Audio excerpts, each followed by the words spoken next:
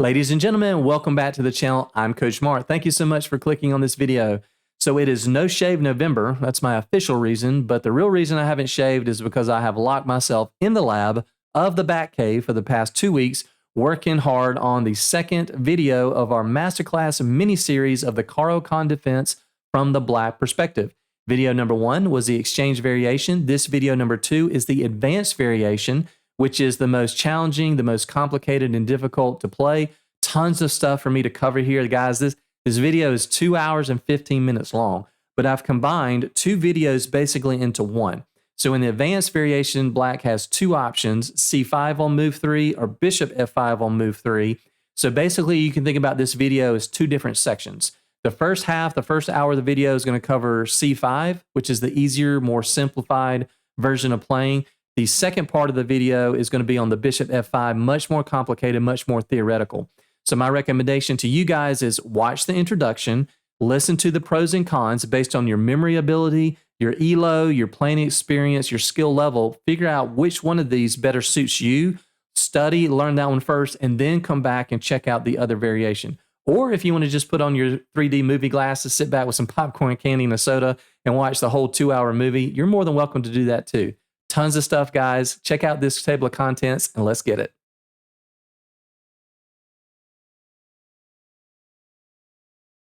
Here we go, guys. This is the introduction to the Caro-Kann Defense advanced variation for Black. And it goes like this: E4, C6, D4, D5. And as the name indicates, White is going to advance and push their pawn to E5. This by far is the best way and the most challenging way for White to play against the Caro-Kann. In any opening, when White is able to push and advance one of their pawns to the 5th rank this early in the game, obviously that's going to pose some challenges for Black. This knight on G8 cannot develop to its natural square on F6. I will say this is not quite as common at the lower levels. As your rating increases and you climb the ladder, this will start to become a little bit more common at the higher levels. There are 2 moves and 2 moves only for Black to play here to have any kind of hope. And those 2 moves are Bishop to F5 and pushing the pawn to C5. Yeah, remember that guy from last video? Get ready to see a whole lot of that meme because we are going to push C5 over and over and over again in these variations. Now, technically, the engine says that both of these moves are basically identical and equally playable, maybe just a few hundredths of a pawn difference between them. But I can tell you that both of these different moves and variations are basically like 2 different planets. Like the difference between playing D4 opening as White or E4 opening as White. Both are equally good, but they're like 2 different solar systems. Maybe not quite that drastic, but they're definitely completely different types of ideas. Of course, there are pros and cons to both. So Bishop F5 is your more traditional approach, and I think that's one reason why the Caro-Kann is so attractive to a lot of players, because Black gets to develop their light-scored bishop outside this pawn chain in many lines, as opposed to the French defense where we're blocking in the bishop. Now, I will say if we do decide to play C5, then after C5 in many lines, we will push E6 and lock in the light bishop. So that is one benefit to go on the Bishop F5 route. However, the big downside to Bishop to F5 is that this is a much more complicated and theoretical line. And you need to know how to play against a whole bunch of things that White can do in this position as compared to pawn to C5. So you guys know I like to give analogies. So the difference in what you need to kind of memorize and know, theory versus C5 on move 3 versus Bishop F5 on move 3, is this is Venus and this is Jupiter. Don't take my word for it. I invite you guys to check out my computer chess software that I use to train on and study with. And I'm going to show you the difference between how many moves I have to prepare for when I play C5 and how many moves I have to prepare for when I play Bishop F5. So in this position here, I'm going to play pawn to C5. And you can see that really there are only 3 main moves that I have to think about. And that's C3, probably the most common, D takes C5, and knight F3. And that's it. Okay, so not so bad. So now let's take a look at what I have to prepare for when I play the move Bishop to F5. Are you guys ready? Drum roll.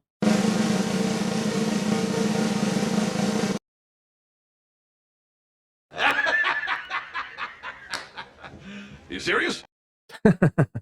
Yeah, totally serious. Look at this, guys. I have to prepare against knight c3, c4, c3, bishop to d3, bishop to e2, knight e2, knight f3, f4, g4, and h4. That's literally 10 different lines that I have to prepare for at my level to make sure that I'm successful playing bishop to f5. So I personally am a visual learner, so I have these two scenarios side by side so you can visually see the difference between them. And I know most of you guys are visual learners as well. That's why you are watching a video instead of having your face in a book. So if you guys will hang with me just another moment here and let me make the connection. I mentioned just a little while ago that the difference between bishop f5 and c5 in the Caro-Kann advanced variation is similar to a d4 and the e4 opening for white. Let me show you visually how they are two completely different worlds, although equally playable.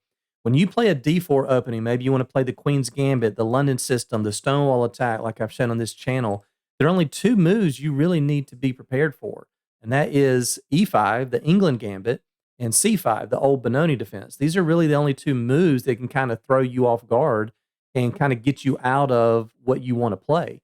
Whereas in an e4 opening, you literally have to be prepared for about 10 different things. You need to know what to do against the modern. You need to know what to do against the Alekhine. You need to know what to do against the symmetrical e5, e6, the French, d6, the Perk, the Scandinavian with d5, the Caro-Kann with c6, the Sicilian with c5, the Owens defense. There's so many more things that the Nimzovich defense, so many more things that you have to be prepared for. But most importantly, you have to know what to do against the unbeatable reverse fool's mate, right? Wait. And that's why, as a teacher, when I take somebody that's brand new and wants to learn the game of chess, they just heard about it 3 hours ago, I'm going to lean towards teaching them a d4 opening because there aren't as many things that black can do that prevents white from getting into the setup and the position that they want. Versus if I teach you an e4 opening, one of my favorite openings for white for e4 is the Vienna, which I'm going to teach very soon on this channel. E4, e5, and then we play knight to c3. Great. Maybe you spend a whole bunch of time learning the Vienna. But what happens if you play e4 and black hits you with a Scandinavian defense? You're going to be like,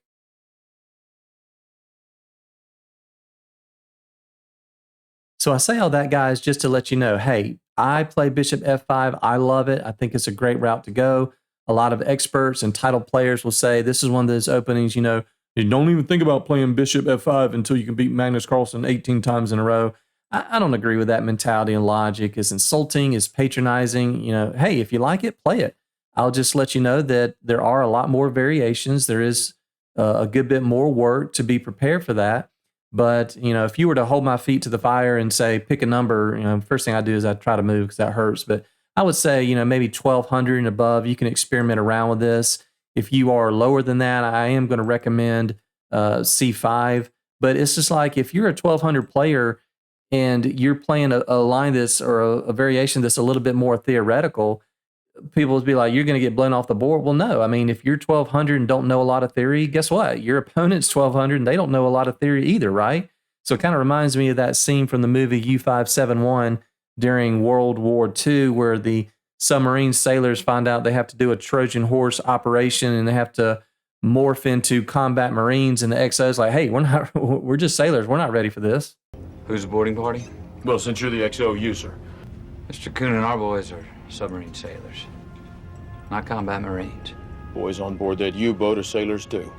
All right, last thing I'll say from pros and cons, if you do decide to play c5 on move 3, it is much easier to neutralize and reach an equal position much faster than some of the bishop f5 lines. On the c5 variation, there's only one line that white can play to maintain a healthy advantage, and I can tell you that nobody, and I mean nobody at the lower levels, is going to know that line. All right, that's enough for the introduction. Let's go ahead and start off with the simpler approach to the advanced variation with c5 on move 3. And here we go. So we have some notes on the side of the screen for the 3 main moves that you're going to have to be prepared for. But regardless of whether or not we choose the bishop f5 line or the c5 push we're about to look at, Both of those variations all revolve around this guy right here. This guy right here, okay, is all about the d4 pawn. So when we push c5, we are immediately striking at the center and at that d4 pawn. You may be asking the question, wait a minute, I thought we weren't supposed to move the same piece twice in the opening. And you're correct, but white has also pushed their pawn twice. So from here, as the notes indicate on the right-hand side, white has three main responses, which are knight to f3, pushing c3, and simply taking the pawn. We'll look at each of these. So the first one, by far the most common, is for white to simply push c3 and add some more protection to the d4 pawn. We are going to continue with knight to c6 to add more pressure here. From this position, white can play three main things that you are likely to see, and that's bishop to e2, pinning the knight on b5 with the bishop, and knight to f3. Let's go ahead and first take a look at knight to f3. This is probably what you will see the most often. And already I get to throw out my alarm. So this one is a real head scratcher for me, and I'm not one, you'll never hear me throw shade on other YouTube streamers. That's not how I roll. I support those guys. They put out a lot of fantastic content, but it's amazing and fascinating to me how many videos in this exact position, how many people are encouraging players to play bishop to g4 and to immediately pin this knight. Guys, that is flat out 100% wrong. This is a pretty big positional mistake, and it's not even close. So if you don't remember anything else that I say, anything else from this video and this variation, do not pin the knight here in this spot. The correct move is you have to take on d4 first. They take with a pawn, and then you pin the knight with bishop to g4. I don't know if people haven't studied this, they haven't looked at the engine, but it's really not even close. So let me show you guys the engine analysis between these two moves. So real quick, let's take a look at the engine evaluation on my computer software with the latest version of Stockfish 17 uploaded. You can see right here at a depth of 41, guys, it's not even close. If black takes on d4 first, then black immediately equalizes, and bishop g4 is not even the second best move. That's the third best, pinning the knight, and white is still up half a pawn. That's a huge difference. Same thing here with chess.com engine. This is one of the rare times where our two engines are actually almost on top of each other. A depth of 43, same thing. White is up half a pawn if you pin the knight here. So we absolutely have to insert c takes d4 in this position. No, I can't do that. I won't. You have to. What if I can't? Then Zion will fall. As well as black's position if you don't throw this move in. So let me show you real quick what happens if you don't do that. If you pin this knight first, then white gets to take on c5, and trust me guys, you are absolutely going to hate your position because there's no way to immediately get this pawn back. So the best move in this position is actually to play e6, but now white plays b4, and you're never going to get this pawn back. And it's just an absolute terrible position. If you think that this pawn is hanging, you are sorely mistaken. If you take that thinking, oh, we got the pin here. Nope, white plays queen to a4 check, and the game is over. Your knight is hanging here. If you bring the knight back, they're going to push b5, and black can just go ahead and resign. This is like +3 for white. You're going to have to move the knight. They push, discover checks all over the place. You just can't do it. Okay, going back to knight f3. I did this in the last video. I'll go ahead and highlight this as one of our priority critical lines like we just talked about. I try to do this as often as I can remember. And so, of course, we're going to insert c takes d4. White's going to take back, and then we're going to pin the knight on f3, and we have completely equalized. From here, white can do a whole bunch of different things. Bishop to e2 to get out of the pin, maybe knight c3. They could develop the dark square bishop. Basically, no matter what white does on their next move, we are going to play the move e6. So let's say they go ahead and get out of the pin, bishop to e2. We play e6, and likely you'll see white castle. Now, guys, I'm going to stop right here. I'm going to take a snapshot of this exact position because this is one of the advantages of playing the c5 push on move 3 compared to bishop f5 on move 3. Later on in the video, when we go through some bishop f5 lines, we are going to reach this exact same position, but in the bishop f5 lines, we're actually going to be a tempo down. So we'll come back to this later on in the video. As in all of these advanced variations, our knight on g8 cannot develop to its natural square on f6. So we're almost always going to bring it to E7, which is just fine by us because it's going to reroute to F5 and tag team with our other knight and put maximum pressure on D4. From here, white has three main options you're likely to see, which are H3, kicking the bishop, attacking the bishop, dart square bishop to E3, or knight to C3. We'll take a look at all three of these. Probably knight C3 is the most common, so let's start with this one. We're going to continue with our plan, knight to F5. From here, white has two options. Develop the bishop to G5 to attack the queen, or if we follow the main line, white has this very odd looking move, knight back to E1. What is all that about? Well, our bishop is hanging, and because white developed the knight to C3 in this order, if black exchanges, which we are, we're going to take this. Now white gets to take back with this knight, and then this knight on E1 gets to come back to F3, and we have kind of this crisscross motion here with the two knights. Both of these knights are going to be adding extra support to the D4 pawn once this knight comes back to F3. I'm going to go ahead and stop the line here. The last move in the line that I'm going to show is black's going to play H5. I personally love this move. The engine agrees. Whenever our knight is on F5, we don't want it to be kicked by the move G4. So we're going to anchor down. We're going to play H5 and make sure nothing can attack this knight unless white wants to make some concession with knight G3 and maybe damage their king safety. So yeah, as always, I'm going to show you guys the engine evaluation at each of these lines. Black is perfectly fine, and the engine says this is 0.0, completely dead equal. So going back to this position, when we looked at knight back to E1, we said the other move you might see here is bishop to G5. Attacking the queen, this is not that great of a move for white. We can simply block with bishop to E7, and now we're threatening to win a piece because we're threatening to take here and to take here, of course.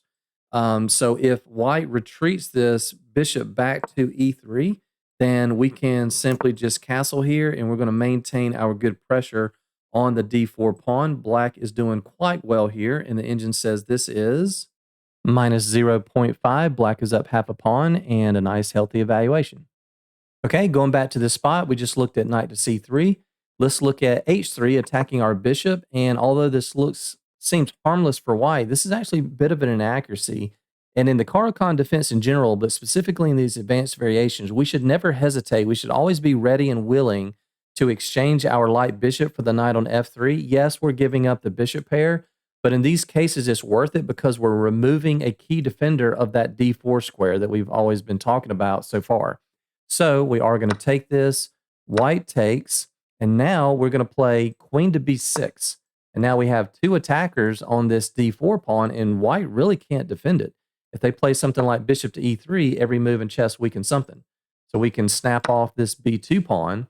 White can play knight to D2. I'm going to show you guys a funny little line here. We can set a little bit of a trap. We can play knight to F5, which is a normal looking move. And you might say, wait a minute, that allows rook to B1 and white gets to infiltrate on our 7th rank. And that's what we want to have happen. Rook B1, we're going to snap off A2. Rook takes B7. And now tactics recognition part 2, condition number 4, which is restricted pieces. We can play bishop to B4. This rook is trapped. It has nowhere to go.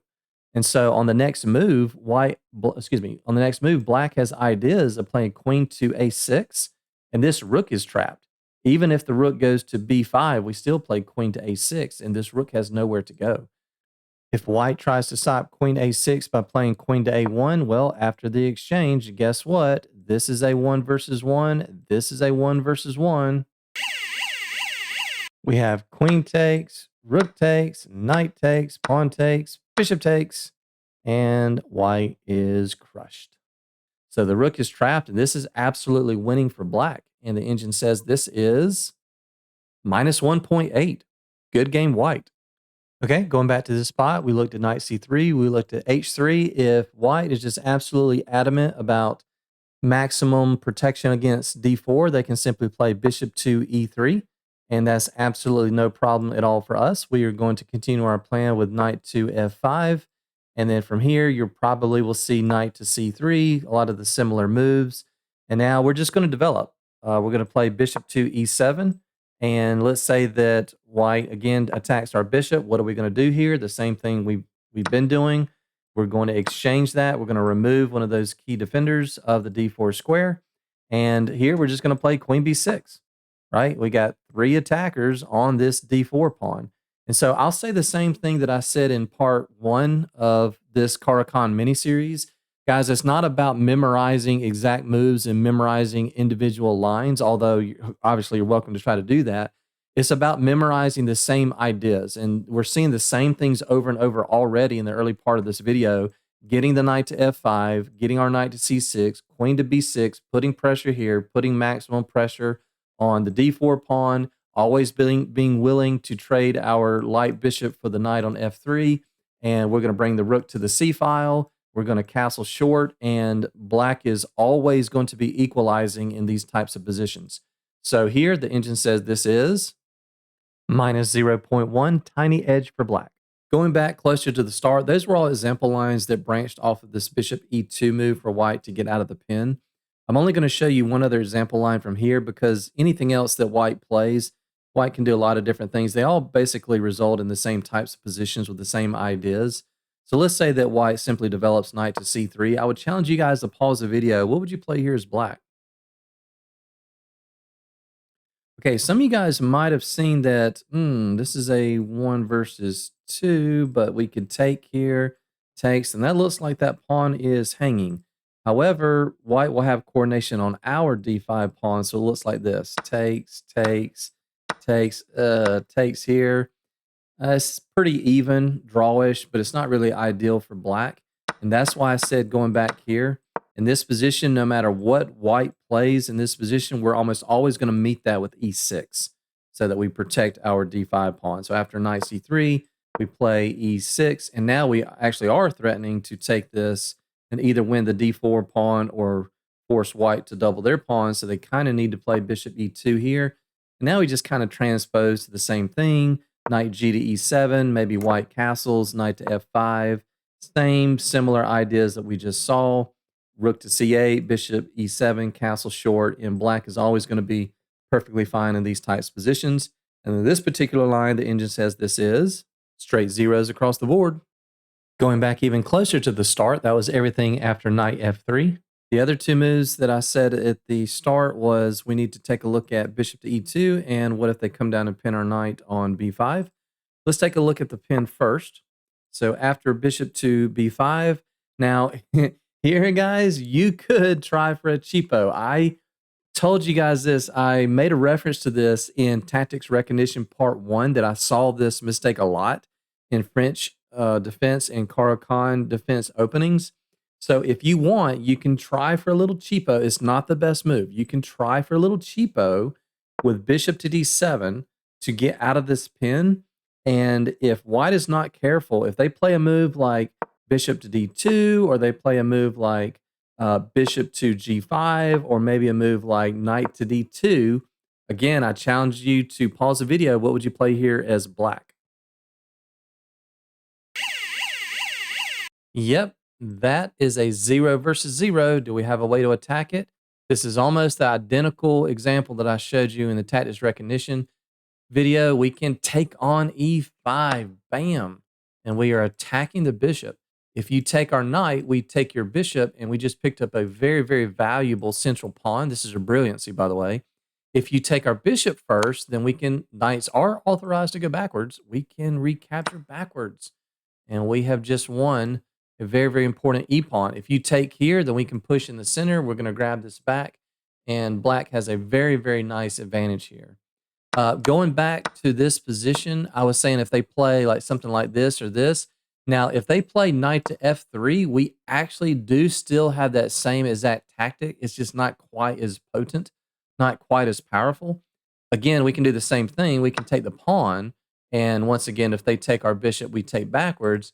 Now here, white can actually recapture with this knight, and of course, we'll take their bishop here, and it's still a small advantage for white, but it is still playable. But just keep in mind that that little tactic is not quite as good for black when they have a knight on f3. So maybe experiment around with this, although this is not the best move, so I cannot make that my main recommendation. The correct move is queen to a5 to put pressure on the bishop. They really don't want to go backwards, so the most logical thing is to take the knight or back the bishop up to a5. If they do take our knight on c6, then we are loving that. We'll take back with the b pawn, and white has just given us the bishop pair for seemingly no reason at all. The correct move for here for white is to take the pawn. If white does not take that pawn, we absolutely, definitely will take on d4 on the next move. If they say they play something like this, we're going to take. They can't even take this way because of the pin. They're forced to play something like this. Maybe we play bishop to b7. We're going to play e6. More than likely, we will not develop the light bishop out to this side of the board. There probably won't be anything to pin. And black has ideas of maybe playing, like in this position, they're hitting the pawn. So maybe we want to play queen a6, defend this, and make it a little bit more annoying for white to try to castle short. We're going to play our normal e6. Get the knight to f5, develop the bishop, castle short, the similar things that we've seen before. And black is just completely fine in these types of positions. And the engine says this is plus 0.1, another tiny edge for white. Going back to this spot, instead of taking the knight, let's say white drops the bishop back to a4. Now, I will say, guys, this is one of those rare moments where you're not going to be able to memorize ideas. You are going to need to know specifically exactly what to do in these next couple of lines, because the moves by both sides, neither of them are natural. So we're going to take the d4 pawn. They can't take with the queen because of the knight. They can't take with the c pawn because of the pin. White has to insert this intermezzo move, b4, hitting our queen. We're going to drop the queen back to c7, and white has two options here. They can take the d pawn, or they can try this e6 move. And this is a bit of a trap attempt by white. And whatever you do, do not take this pawn with the light bishop, because white will push b5, the knight has to move, they'll push again, they have discovered checks, and you're just going to be hating life. If you take this, white's going to have a very nice advantage. So what we have to do, we have to stop b5 at all cost. We have to play the move a6. You might say, well, wait a minute, that's going to allow this, and our king comes out. That's right.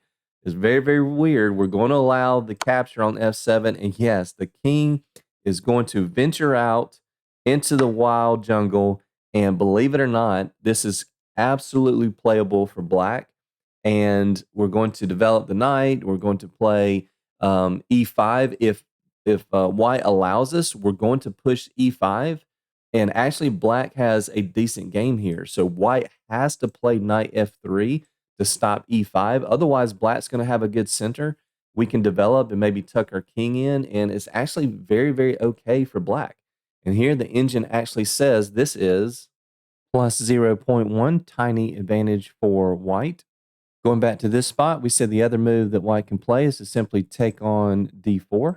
So after white takes here, we absolutely must get out of this pin. There are actually two ways to do that. You could play a6 here to stop b5, but technically the correct move is to play bishop to d7 to get out of this pin. And now the e6 move doesn't work because black can just take with the f pawn. So here, b5 also does not work either, and I will challenge you guys to pause the video and see if you can find the correct continuation for black. Pause now. Yep, puzzle alert. We have a 1 versus 1. And we also have two pieces that are lined up on the same straight line. So black has the really cool knight takes d4, sacrificing the knight. If queen takes, whoops, the bishop on c1 is hanging. And in this position, white is completely busted. Black is winning, and that is game over. So they cannot do that. So if we go back to this spot, white can't play this, white cannot play this. So pretty much whatever white does on the next move, black will be taking the b4 pawn if they leave that hanging. Otherwise, we're going to be playing e6.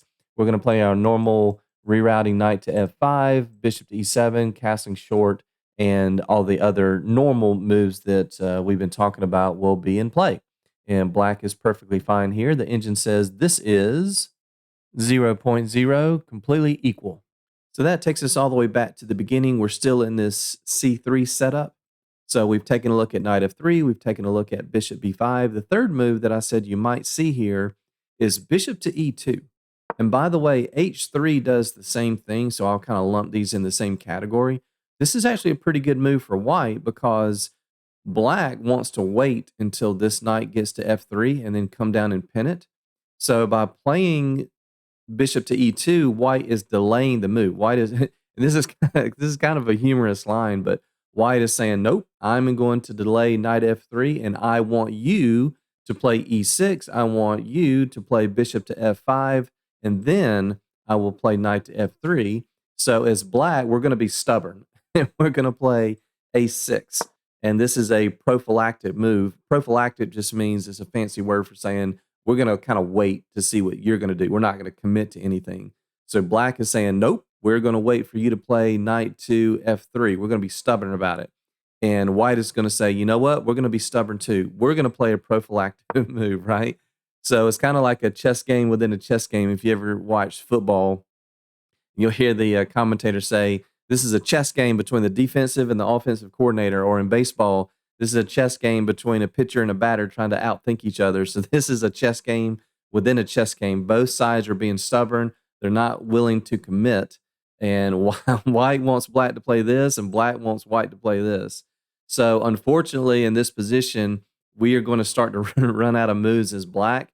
So we are going to tuck our tails and say, fine, you win. We'll go ahead and develop the bishop to f5, and then white's going to laugh at us and say, now we get to play knight to f3. So it's kind of like two stubborn rams that are out there in the wilderness just butting heads with each other. Bruh. Yeah, maximum stubbornness.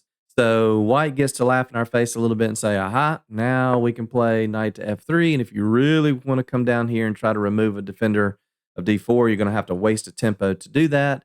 So here we are going to simply play our normal e6. And let's say that white castles. Pretty normal stuff here.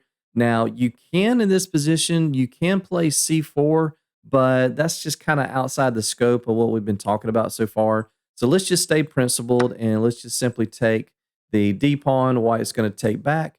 We're going to play our normal knight to e7 here, and I'll go ahead and stop the line here. In order for white to keep any kind of small, tiny advantage, they need to play the move knight to c3. Otherwise, black is going to be fine here. And pretty much no matter what white plays on the next move, we actually are going to strongly consider bishop to g4 or bishop to e4 with the same idea of trying to trade off this f3 knight to remove another defender of d4. And then again, knight f5, bishop e7, castle, rook c8, all the normal stuff that we've been talking about. So here the engine says that white has a small advantage at plus 0.2 because we are going to have to waste that extra tempo. And all the way back to the beginning. So everything so far in the video has branched off of the c3 setup. So the other two things were knight f3 and taking. Let's go ahead and knock out knight to f3. I'm only going to show you a couple of different variations because this is not really the most challenging way for white to play against this variation. So black is doing pretty well here in almost every variation. So we are going to take on d4. White does not want to take back with the queen. That would be like a Scandinavian defense type move because knight c6 comes with tempo, so they really don't want to do that.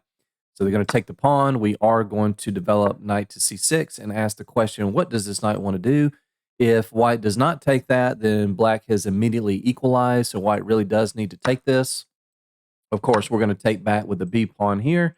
And then there are only two different lines that I'm going to show you from here, and both of these are light bishop moves, so bishop e2 and bishop to d3. And bishop d3 is the only move that keeps any kind of advantage for white.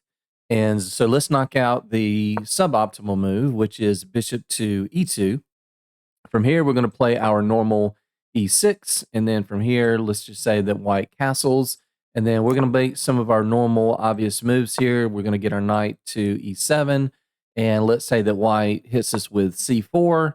That's not an issue for us. We can just leave that tension. Now, normally, our knight comes to f5, but there's no d4 pawn here anymore. So Knight to f5 doesn't do quite as much. If you are looking for a weakness in white's position, well, this e5 pawn looks juicy. So instead of going knight f5, we're going to play knight to g6. Now, this is the first time in the video that we've seen this move, but it makes perfect sense because we're attacking the weakness, right? And how does white even defend this? They can't defend it with a bishop. We'll just take that. If they defend it with a queen, then we push, queen back, we push again, and likely we can win that pawn. So white is going to have to play a move here that they really don't want to have to play, and that is f4. And remember, we typically don't want to move an f-pawn because that weakens the king on the diagonal. And so here, black is immediately going to take advantage of that, and we're going to hit him with bishop to c5. Check, hitting the king. King's going to go in the corner. We are going to castle here. And in this position, I'll go ahead and stop the line here. Black has a small advantage. We have a nice, healthy pawn structure here. We're going to leave this tension on d5, and if they ever take, then we take back, and we have a nice structure. The light bishop for black will want to go to a6 and maybe put some pressure on c4, maybe exchange the light square bishops. The queen is going to go to either b6 to line up a battery, or maybe queen to d7 or b6, just kind of depending on how white plays. And black is completely fine in this position. And the engine says this is minus 0.2. Small advantage for black. Going back to this spot, that was bishop to e2. The most challenging way for white to play here is bishop to d3. And I'm going to go ahead and highlight this as one of our priority lines, one of our critical lines.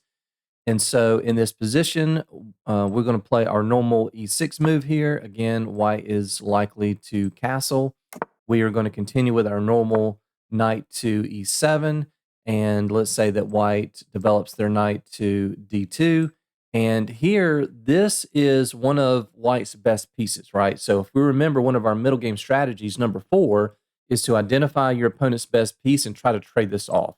So white really needs to get this bishop to d3 to keep an eye on the f5, the g6, and potentially the h7 squares. So if this is one of their best pieces, how can we trade this off? I'll give you guys a moment. Pause the video. What would you play here?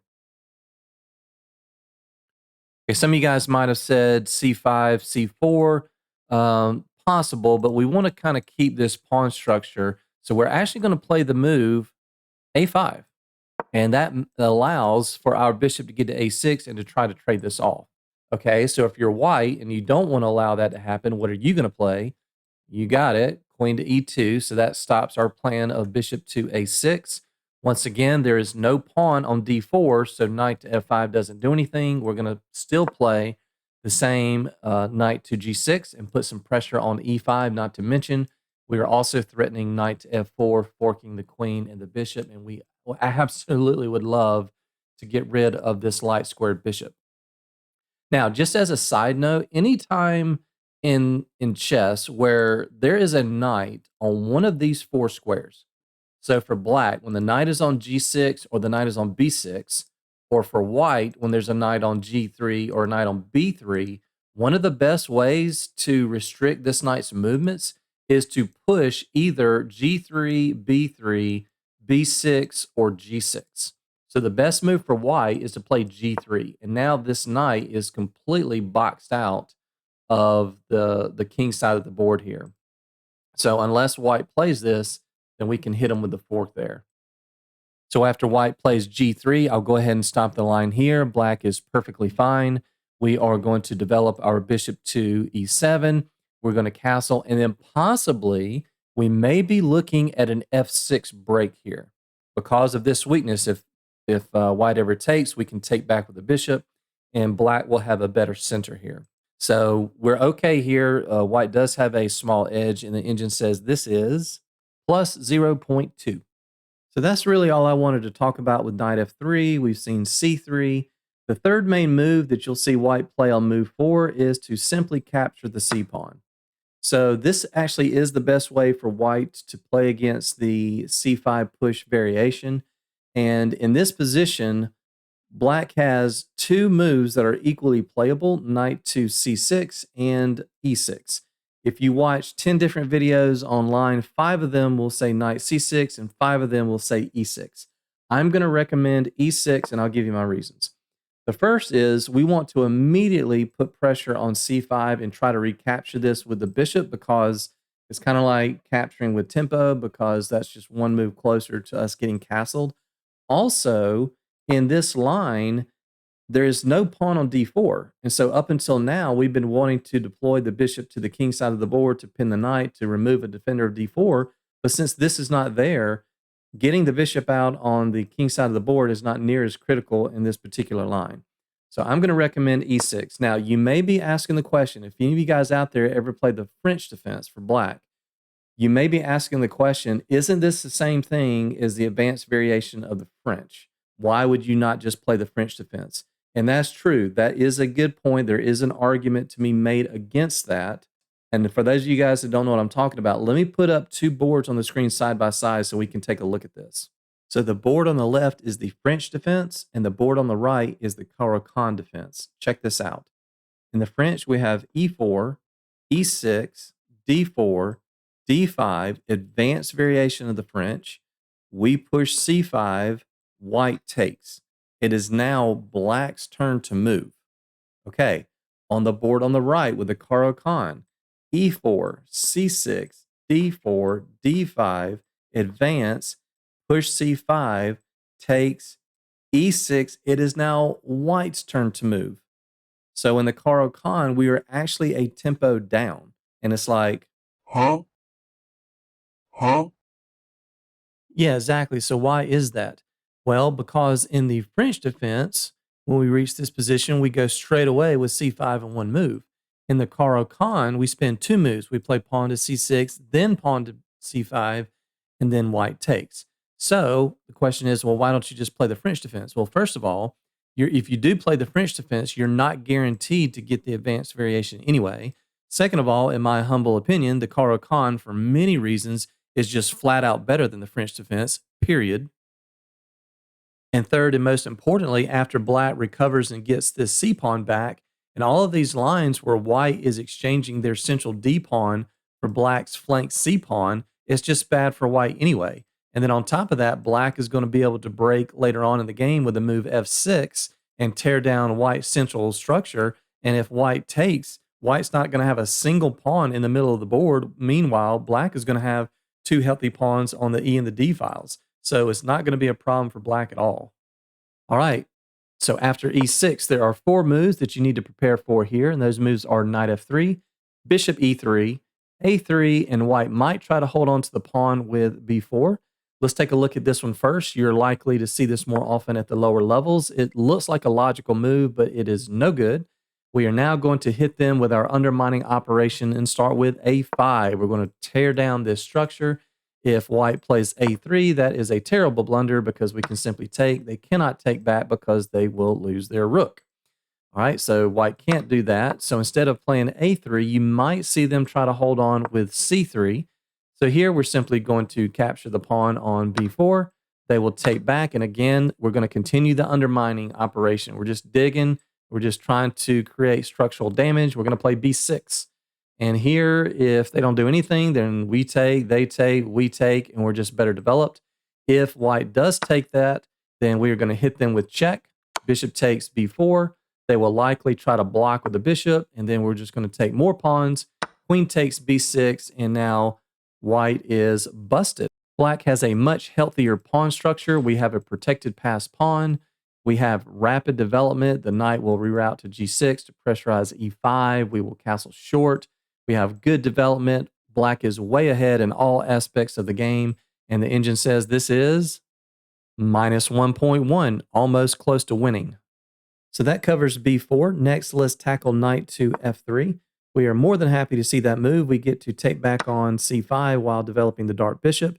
From here, you're likely to see two moves, bishop to d3 and the check on b5. Let's take a look at the check first. We're simply going to offer a trade of light bishops. From here, white has two options to come down here and attack our queen with an intermezzo move, bishop g5, or they can simply capture. This is not recommended. We're going to take back with the knight. White's going to castle. We're going to bring our other knight to e7. It looks kind of weird with both knights on e7 and d7, kind of like a hippo. But this is perfectly fine for black. We're way ahead in development. And then Engine says this is minus 0.6 over half a pawn. So after the check on b5, when we offer a trade of light bishops, the other move I said you might see is the intermezzo bishop to g5 hitting the queen. All right, if you are black, what would you play here? Pause the video now. Yep, this is a huge blunder. Tactics recognition. Condition 3, do we have any checks? We do. Queen to a5 check. And that is going to win the bishop. White can block with the knight, but we simply capture here. This is pinned. They might bring the bishop back. We simply go back to b6, and white is crushed. Engine says this is minus 4.4. See you next game, white. Going back a few moves, white still needs to castle. So instead of the check on b5, let's say they play bishop to d3. And black has a few different moves here. I'm going to suggest the move that I mentioned a little earlier. Let's go for this immediate pawn break with f6. And let's try to take out this e5 pawn. Now, we've always heard don't move your f pawn because it weakens the king in the diagonal. But we have two pawns on this diagonal, so it's not immediately obvious how white can try to take advantage of this. If white does take this, which they should not, but if they do, then we simply take back with a knight. White castles and black castles. Black has a semi-open f-file to play with, two pawns in the center. Black is completely equalized and should have a very nice game from here. So white doesn't really want to do that. So what white should do is leave the tension, and white should just castle. So from here, we're going to develop and add some more pressure to the e5 pawn. Best move here is for white to play queen to e2 to defend the pawn, line up the queen with our king. And so from here, we are actually there's going to be an explosion of exchanges on e5. So we actually are going to take. These are all best moves, take. And white kind of wants to blockade these two pawns because if we get to push e5 and we have two pawns in the center, then black will be doing very well here. We're going to simply develop with knight to f6. I'm going to stop the line here.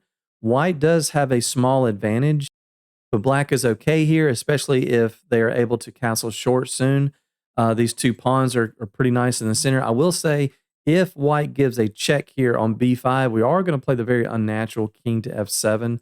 But outside of that, castling short and black should be pretty okay here. Engine says this is plus 0.3.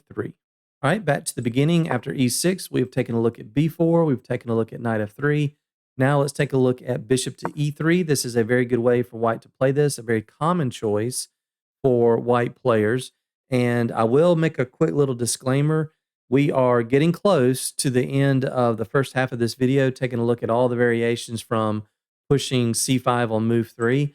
I will say from this point, pretty much every line that I'm going to show you is going to be pretty theoretical. It's going to be pretty involved. So instead of showing you 7, 8, 9 move lines, I'm going to be showing you 13, 14, and 15 move lines because you do need to know what to do here. So buckle up. You guys got this. If you don't have a good memory, then fear not. We have the wonderful internet. You can watch this bad boy as many times as you need.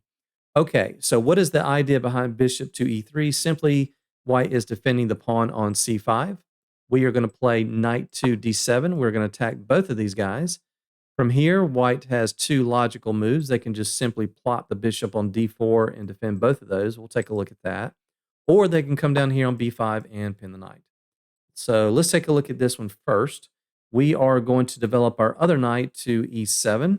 And in some lines, we may bring the knight over here to c6 to put pressure on e5.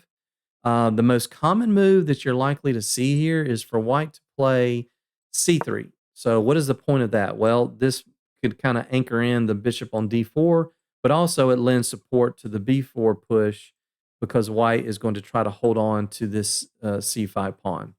From here, we are going to ask the question to the light square bishop, what would you like to do? We're going to push a6. They can pull the bishop back, or they can take our knight on d7. The better option for white is to capture the knight, so let's check that one out first. We're going to take back with our light square bishop. White has two main moves here, and that is b4 and knight f3. It does not matter to us. We're going to play knight f5 no matter which one of those they pick. Let's first off look at b4. So again, we're going to put our knight on f5, just putting some pressure on this bishop. From here, the correct move for white to play is queen to d2. And now we have all these pawns over here.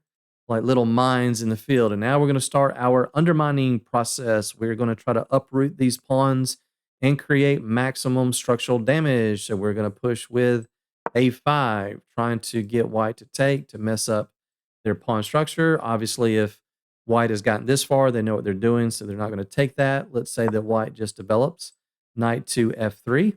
Well, once again, let's start digging. Let's start uprooting these pawns. b6. So here, there's really no choice. They can't really push. They really don't want to allow us to take and take. That looks very, very bad. So more than likely, white is going to capture here. And we're not going to, obviously we can't recapture. So we're actually going to capture the b4 pawn. So we take here, white takes, and now what are we going to play here? Well, we want to get rid of this good bishop. So we're going to finally snap off the bishop on e3, and white doesn't want to take back with a pawn because that makes their king safety a little bit worse. So if they take with a queen, that's good. Now we have played the little deflections. We have deflected the queen away from the defense of the king. So we take the pawn on b4 check, and this is actually just much, much better for black. We have the bishop pair. We have a very, very weak pawn. We have our superior pawn structure, as we've seen many times, protected pass pawn, and this is just completely, it's not winning, but it's a big, big advantage for black. So here the engine says this is minus 1.0 up a full pawn. Going back several moves, that was b4. The other move we said was knight f3, and once again, it doesn't matter to us. We're still going to play knight to f5 in this variation, and now white will probably stick their bishop on d4, and it may look, this may be counterintuitive, but we actually are going to take that and allow white to have this seemingly very, very nice structure in the center. Why would we do that? Because we're going to undermine, we're going to tear it down. Boom, b6. Okay, so here white has a couple options. They can play b4 or they can take. Let's look at taking. We're going to take back with the queen here, and white has one move and one move only. If they do not play this move, then black is going to have a huge advantage. Black already has a tiny edge here. The only move that white can play is queen b3. And we are perfectly fine with that. Why? Because we're going to take that, and then white's going to take back with their a pawn. And yes, black is down a pawn, but black has ample compensation for the pawn because of these disgusting double pawns. Black has both of the bishops, and this is absolutely perfectly fine. Black should have a nice game here. We can reroute the bishop, blockade these pawns, and black has absolutely no problems here. The engine says this is minus 0.1, tiny edge for black.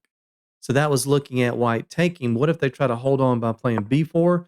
This is actually even worse. We're going to continue the undermining process with a5, and black has got a huge advantage here. If they take this pawn, again, we're going to take this with check. Then we're going to pick this up. As we saw earlier, they cannot play a3 because then we take, and they can't take because it is pinned. They will lose their rook. So this is actually -1 for black. Very, very bad positional mistake there by white. I want to go back to this spot real quick. There's something I forgot to mention a little while ago. We've been looking at pushing b6. Some of you guys may have been wondering, why don't we play bishop to b5 and prevent white from castling? This looks very attractive, but it is absolute trash. White can just simply play knight to c3, hit our bishop, and unless we want to go backwards, we're going to put the bishop on c4, but then they play b3. And this is absolutely garbage for black. In fact, this is loss for black. It's over +2.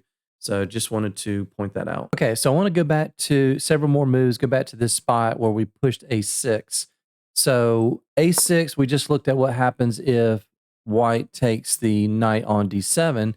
If they drop the knight back to a4, then we play knight to c6, and we immediately reach equality. We are attacking this, and we're attacking this, and black is perfectly fine here. This is zeros across the board. However, I want to go back a couple of moves here. This move, a6, doesn't seem like much, but this is an incredibly important move in this particular position, because if we don't play this, watch what happens.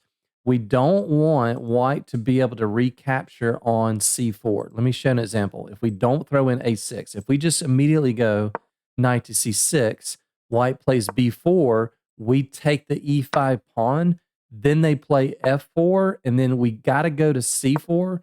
But then now, because the bishop was never forced to go back to a4 due to a6, now they can take. We take, and this is like almost +1 for white. So this is a very, very bad position for us.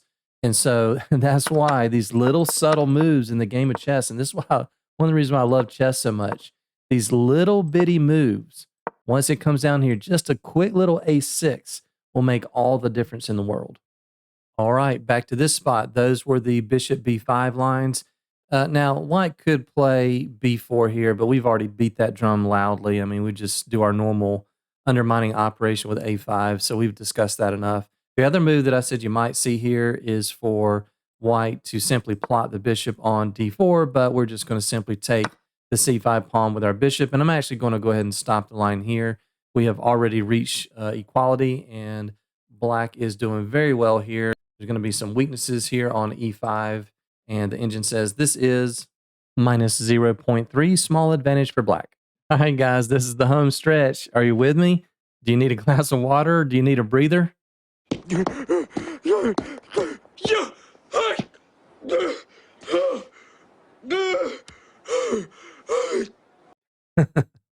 Yeah, that's probably me if I were to try to run 10 yards right now. All right, guys, we got this home stretch. So after e6, we have seen b4, knight f3, and bishop to e3. The last thing that we need to cover is the most critical line, pawn to a3. I am going to highlight this. This is now considered the main line. Now, I will say if you are new to the Caro-Kann, if you are a lower rated player, beginner, if you're 1200 and under, then you probably don't even need to worry about this move. You're not going to see it at the lower levels. But for you intermediate players and the advanced players, you definitely need to know what to do here. If you see somebody that plays a3, buckle up. They are booked up and they know what they are doing. Okay, so what do we play from here? We're simply going to capture the pawn on c5. The whole reason for playing a3 is because now they can push b4. They can also play queen to g4, hitting the pawn.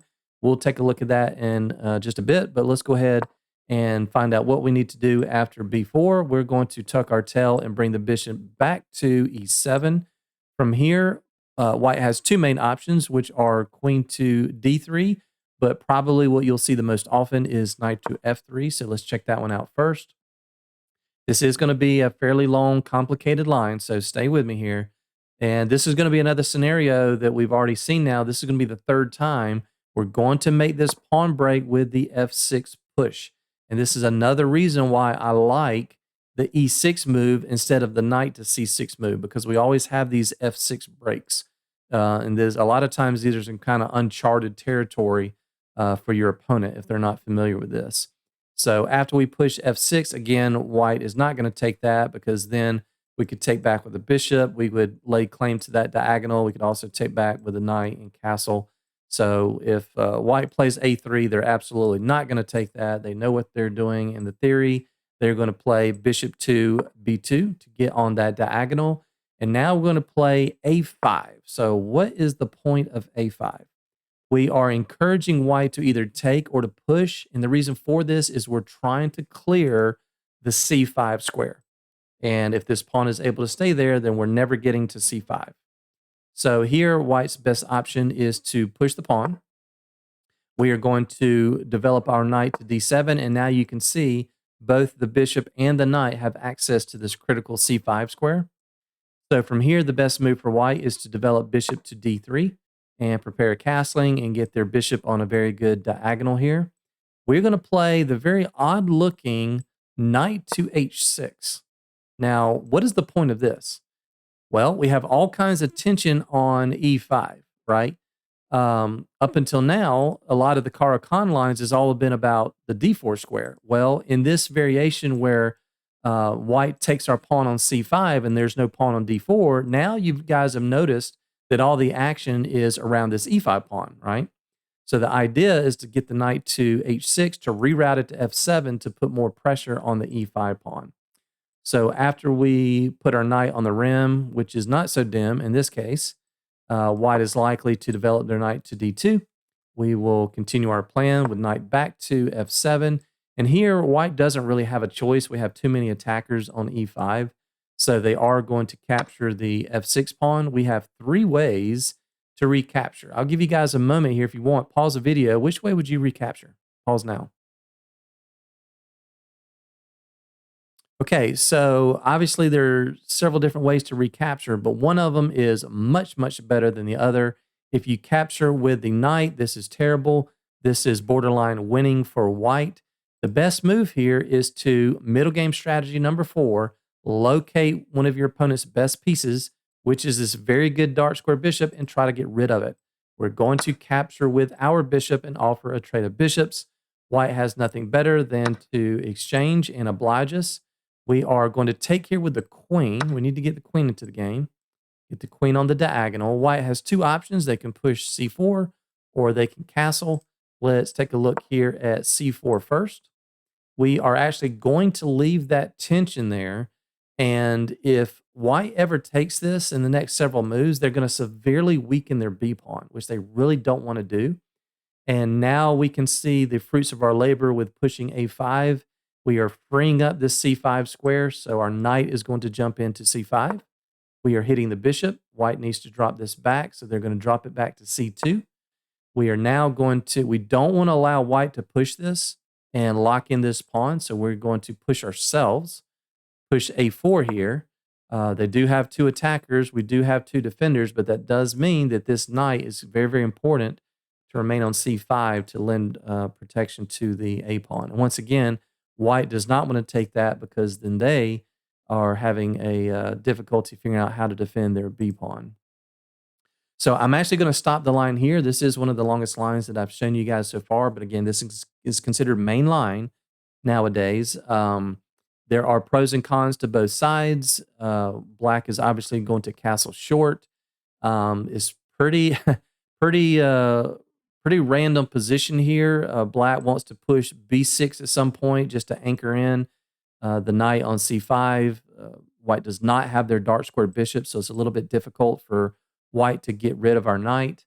Obviously, we need to figure out how to get our light square bishop into the game. Castle, we have a semi-open file for our rook to play with, and it's pretty equal here. And the engine agrees. The engine says that this is plus 0.2 small edge for white.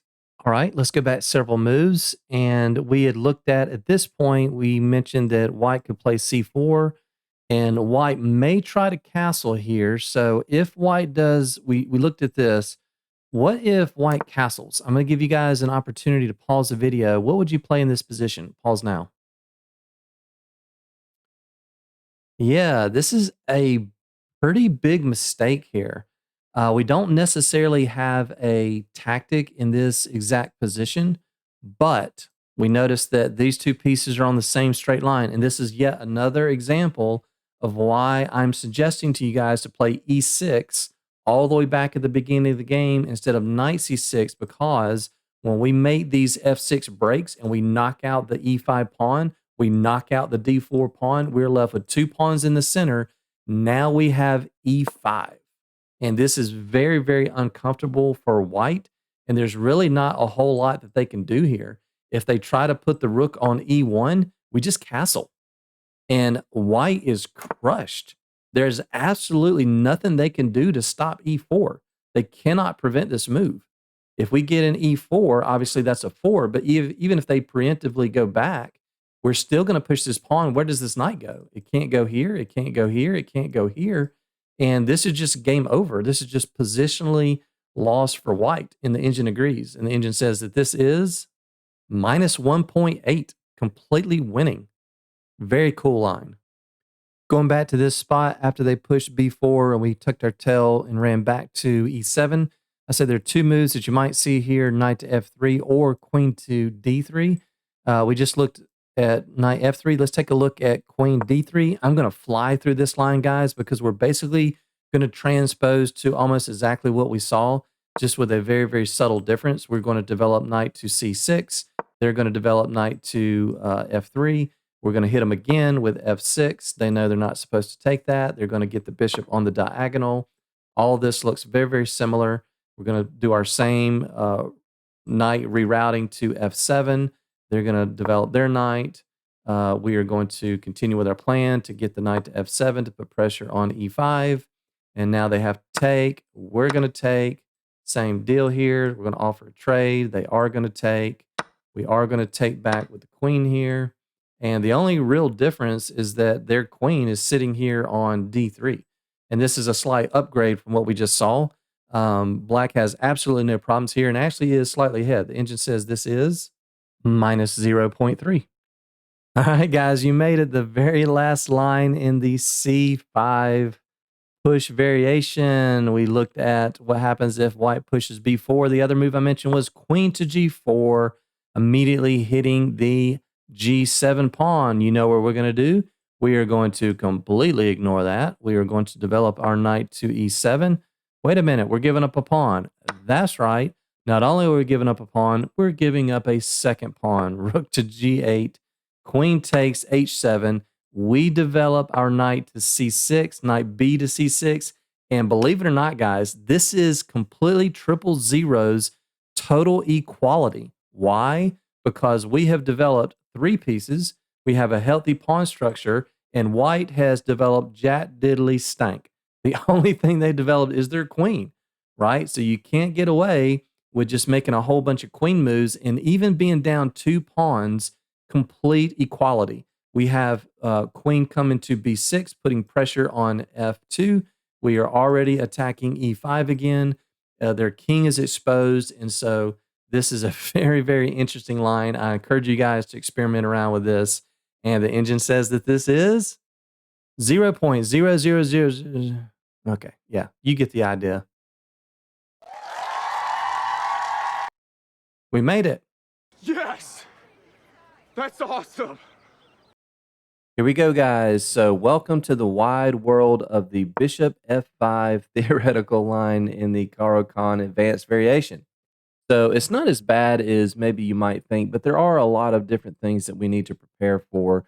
We have knight c3, we have c3, we have c4, bishop e2, bishop d3, knight e2, knight f3, f4, g4, and h4. So let's go ahead and tackle these one at a time. The first thing that you're going to probably see the most often is bishop to d3. And I'm going to go ahead and highlight this as one of our critical priority lines. This is what I probably see the most often at my level. And you're likely to see this pretty much at all levels. So you'll notice that I have in the notes the second bullet item there. Anytime in this variation when white plays bishop to d3 and our bishop is on f5, we're going to take that 100% of the time. Don't blink, don't hesitate. We're just going to take it. We're happy to relieve this pressure potentially on h7, so exchanging is not a problem at all. So white is going to recapture with the queen. There are 2 different moves here that I'm going to show you guys. I'm going to show you the main line, but I'm also going to show you another alternative, another way to play this line that I've actually had some success with. But let's continue with the main line, which is pushing e6. And then from here, white has a few different moves. They can play c3. They can play bishop to e3. They can develop the knight. Let's take these one at a time. Probably the most often move that you will see is c3. So from here, guess what we're going to do, guys? And get ready to see this a whole lot. Yep, so you'll notice that's what I have in the notes and highlighted in yellow. So if you don't remember anything else that I say about this bishop f5 line, you have to remember that we will always, at some point, we will want to push c5. When in doubt, push c5. There's not a single position that I can think of off the top of my head where pushing c5 is a horrible move, okay? So that's going to be one of our main goals. So after we push c5 here, let's say that white develops their knight to f3. And here, this is the 4th bullet item that I have in our notes. You might think that the normal move is to play knight to c6 to put maximum pressure on d4. And once again, just like in the c5 lines, it's going to be all about this d4 pawn. But here, we're going to have a little bit of crisscross action. I'm going to call this the knight switcheroo. So instead of this knight going to c6, this knight is going to go to d7. This knight is going to reroute to c6. So both of our knights are going to be on d7 and c6, and that will put maximum pressure on e5 and pressure on d4. So we're going to play knight to d7 first, just to add some more protection to the c5 pawn. And then from here, white is likely to castle. And then we are going to continue our plan with getting this knight to e7. And so we play knight to d7 first, so that when we play knight to e7, we're not blocking. The knight to e7 is blocking the bishop, right? So if they take, then we still have the option to take back with our knight on d7. So after we play knight to e7, you will likely see white simply develop their knight to d2. And then we're going to finish our little knight switcheroo plan, getting this knight to the c6 square. And in this position, black is actually already neutralized. So this is a very, very good position for black. We have a good pressure on e5. And you'll notice that the sixth bullet item over there on the notes is usually we're going to want to get our queen to b6 just to add more pressure to the d4 pawn. So queen to b6 will come, bishop e7, we will castle, and black has absolutely no problems in this position. And the engine says that this is 0.0. And if white ever takes this pawn, then we will have this Carlsbad structure again, right? Well, we have a minority over here. So once again, we still have our ideas of the minority attack on this side of the board. Okay, going back to this spot, we just looked at c3. Let's take a look at bishop to e3. What do you think we play here? You guessed it, c5. You might say, wait a minute, they have two attackers. We only have one defender. It's not a problem at all. They can take this or they can play c3. Let's take a look at if they capture the c5 pawn. Well, now we simply play knight to d7, and there's no way for white to defend both of these. So let's say that they have a couple of moves here. They could put the bishop here. They could put the queen there. Let's take a look at bishop to d4. That doesn't really help. We can simply capture on c5 with the bishop. And from here, if white captures this, then we capture back. And again, this may look a little bit risky. Wait a minute. What about the queen b5 check? That is hitting both of these things. It is not a problem. They give us the check. We drop the knight back to d7. They take the b7 pawn. We take e5. And this is absolutely terrible for white. Black is way ahead. We are ahead in development. We've got two central pawns. White does not have a central pawn at all.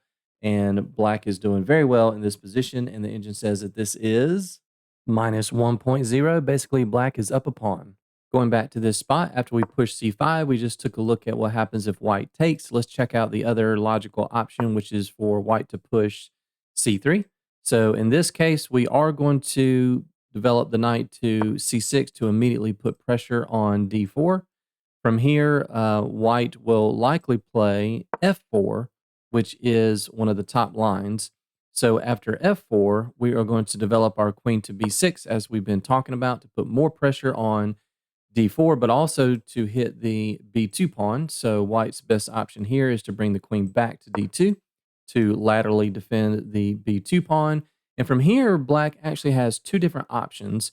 We can take here. That is going to be my recommendation. But also, we want to get this knight to this juicy f5 square to hit the dark square bishop. We cannot go to the e7 square because then white can't take that since our bishop is blocked. So the path that we would have to take would be to h6 to f5. Let's take a look at what I'm going to recommend. Just simply staying principled here, and let's capture on d4. White will most likely capture back. If they take with the bishop, then of course we'll snap that off, but they're more than likely going to take here with the pawn. And now we are going to play knight to a5. So the purpose of knight to a5 is obviously we have a nice juicy square on c4 that would fort these two pieces. We can also, bishop b4 is looming, although white can simply just block with knight to c3. And we have a very, very nice advantage here. Again, we're going to be looking at trying to get our knight to the f5 square. We're going to be bringing our rook to the c file. And possibly, depending on how white plays, we might be looking at queen a6, which would be a very, very annoying move for white to deal with because that's going to prevent castling. So white has got some issues here they need to solve. Black is in a very, very good spot here.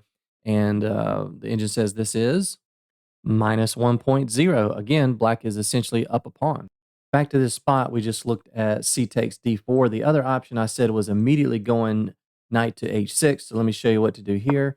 So after knight to h6, then most likely white will develop knight to f3. And pushing f4 in these lines is good for white because obviously their idea is to push f5 and to damage our pawn structure. So this is another reason why the immediate knight to h6 is attractive, is to immediately stop that push, but also to get the knight to f5 to put some pressure on the bishop. So if white develops and we stick our knight in on f5, we are more than happy to exchange the knight for the bishop to remove another defender of d4. And here, black is completely fine. This is a good setup. Depending on what white does, they could drop the bishop back. If they do drop the bishop back, a move that I like to play is h5. And we've seen this before already on the video. This is a beautiful outpost for this knight. We do not want to allow white to kick it with the move g4. So h5 just kind of hunkers down. And we're saying, you know what? This knight is not going to be moving anytime soon. So in this position, black is still in a very good spot. And the engine says this is minus 0.5, up half a pawn. And back to this spot. So we looked at c3. We just finished looking at bishop to e3. Let's take a look at the third most popular option, which is the immediate f4 push all day long. So here when we push c5, if they play bishop to e3 or they play c3, then basically we just kind of transpose back into one of those lines that we just took a look at. But here I'm going to show you what happens if white takes this, because on the surface it looks like this might lose a pawn after bishop takes c5. Then white has queen to b5 check, and that forks the bishop and the king. So we have to play knight to d7 here, but that gives up the b7 pawn. And we say, you know what? We are perfectly fine. If you want to take the b7 pawn, we are going to develop knight to e7. And guess what, guys? White is lost. Let me repeat that. White is lost. They just won a pawn, and look at this overwhelming lead in development here. And white is just toast. I mean, they really don't have a lot of moves here. I mean, we got rook b8 coming. The queen has to go back to a6. We got castling and just massive, massive lead in development here. So this is what happens when white gets greedy. Greed, for lack of a better word, is good. Famous quote from the movie Wall Street. So nope, the engine disagrees because the engine says this is minus 1.7. Wow. And white is up a pawn. All right, backing up to this spot, we just exchanged light bishops on d3 and we pushed e6. We have this kind of London system triangular pawn setup. We just looked at c3, bishop e3, and f4. Now, the other alternative that I mentioned to you guys, if you're having trouble, if you're getting checkmated over here and this queen is giving you some trouble here, the other move that you can play is queen to a5 check. And the idea is after they block with the bishop, you drop your queen back to a6. And if they don't want to exchange queens, if they move their queen somewhere, then this queen's going to sit here potentially for several more moves and be a thorn in white's side because it's not going to allow them to castle short. So after we play queen to a6, white basically has two options: to either exchange or to play queen to g3, putting some pressure on g7. Let's check out what happens during the exchange. This is perfectly fine with us, and this is mission accomplished because now we're going to take back with the knight, and black is already neutralized. So we've gotten rid of the queen. We're going to play e6. We're going to get our knight to f5, bishop e7, castling short, and black should have a nice game here. And the engine says this is plus 0.1, basically equal. Going back, let's say that white does not want to trade queens. They want to fight on a bit. So let's say they play queen to g3 to pressurize g7. We're going to continue with our normal e6. They have the option to develop either knight. You will most likely see knight to c3 so that white can develop the other knight to d2 to block our path so they can castle. We are going to play knight to e7, and then after knight to e2, white is safe to castle either direction, actually, but we're going to play knight to f5 and hit this queen. The queen's most likely going to go to f3. And now a very important move. Again, we've seen this before. We need to play h5 to stop white from playing g4, kicking our knight out. And now their queen is kind of out in front of their army. So she's a little bit restricted, doesn't have a whole lot of squares to go to. We've stabilized the knight, and black should have a very, very nice game from here. Black is slightly ahead. The engine says this is minus 0.3, small advantage for black. So if white does develop this knight to f3, nothing changes on our end. That's a bit of an inaccuracy. And now the knight heads to f5, hits the queen. It's not clear how white actually castles. This is minus 0.6 for black. Let's go back to the starting position. Those were lines from bishop d3. Let's go with the next most common move, which is knight to f3. And we're going to continue with e6. And from here, white has three main options. You'll see white needs to get castles. So you'll see bishop e2, bishop d3. You might see h3. Let's start with bishop d3. And this is exactly what we just saw, except for knight f3 has been inserted. We're not going to blink. We're going to take that. White is going to take back. And guess what we play here? Right on. We're going to play c5. And obviously, white can do a bunch of different things. They can castle. They can play c3. Let me show you this line that I'll see fairly often. Knight to c3. We are going to snap off the d4 pawn. And then from here, white can obviously capture. But sometimes you'll see this knight coming to b5. I want to take back this way. Also, if black is not careful, this knight ever coming to e6, if the bishop can't take that, will be absolutely devastating. So we really can't afford to allow that to happen. So in this case, we're simply going to play bishop to c5. They have a bunch of pieces that can take this. Let's say that they take with the knight. We're going to play a6. This knight's going to have to go backwards, and black has a very small edge here, minus 0.2. Going back a couple of moves, instead of this knight b5 move, of course, white can just take this. We are going to challenge the knight on d4 immediately with knight to c6. And guys, I'm actually going to stop the line here. And I will say in this bishop f5 variation part of the video, I am going to stop a fair amount of these lines fairly quickly, maybe a little bit sooner than I might normally, just because we got so many different lines to look at. And I don't want this to be a 5-hour video. But also, I want to reiterate the same concepts that you're going to keep seeing over, and I want to show you as many lines as I can so that when you get into some of these games, you're like, man, I don't remember exactly what to do here, but I remember that we almost always, or we usually do this, right? Don't try to memorize exact moves and memorize individual lines. That's virtually impossible. But the goal here is we're trying to equalize as soon as possible. So once I get to these lines where it's minus 0.2 or it's neutral, from here, we're going to stick to our main ideas of getting the knight to f5, rook to c8, minority attack, and we're just happy to reach an equal position. Okay, so keep that in mind as we move forward. Minus 0.3, we're attacking e5, we're hitting the knight, and this is a small advantage for black. Going back to this spot, let's say that they try h3. They don't want us to get our bishop to g4, which is very logical. Guess what we're going to do here? Okay, after we push c5, let's say white develops bishop to e3, offering more support to the d4 square.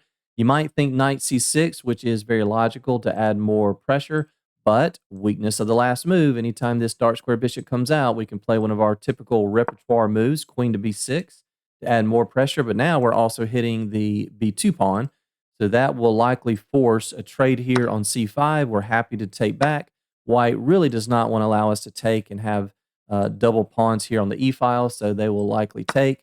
We take, but now we have coordination on the c2 square, so that will pretty much force white to play bishop to d3, which we are happy to see. We will gladly take off the light squared bishop in exchange. But notice, guys, in all these lines where we push c5, if and when we're able to knock out this d4 pawn, especially this early in the game, we're always going to have a much healthier pawn structure, right? Because we have two pawns in the center and white only has one. So naturally, by default, black is always going to have some kind of small edge in these types of positions. The engine agrees this is no exception, and the engine says this is minus 0.3 for black. Okay, back to this spot. We took a look at bishop d3. We took a look at h3. Now let's take a look at the main line, which is bishop to e2. I am going to highlight this as one of our critical priority lines. This is really white's only option to keep any kind of advantage. And as you might guess, we're going to play Yep. So after we push c5, white only has one move here that keeps any kind of advantage for them, and that is the move bishop to e3.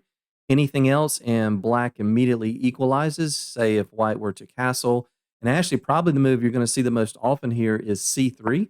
And now black can immediately neutralize with the following sequence. We're going to develop knight to c6, putting pressure on d4. White will likely castle. We are going to take on d4. White really doesn't want to take back with a knight. We'll just take here and we get closer to equality. So if white takes this, guys, we are going to play bishop to g4. Does this position look familiar? So if you have watched this whole video up until this point, then congratulations. That's amazing. You are strong like bull. Okay, maybe that's a little generous. So if you remember to the earlier part of the video in the C5 on move 3 lines, we reached a position where I said I'm going to take a snapshot of this and come back to it later in the video, where here we are.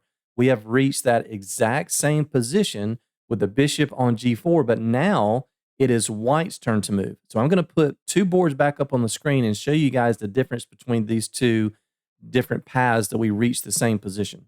Okay, so the board on the left is C5 on move 3, and the board on the right is bishop to F5 on move 3 that we just covered.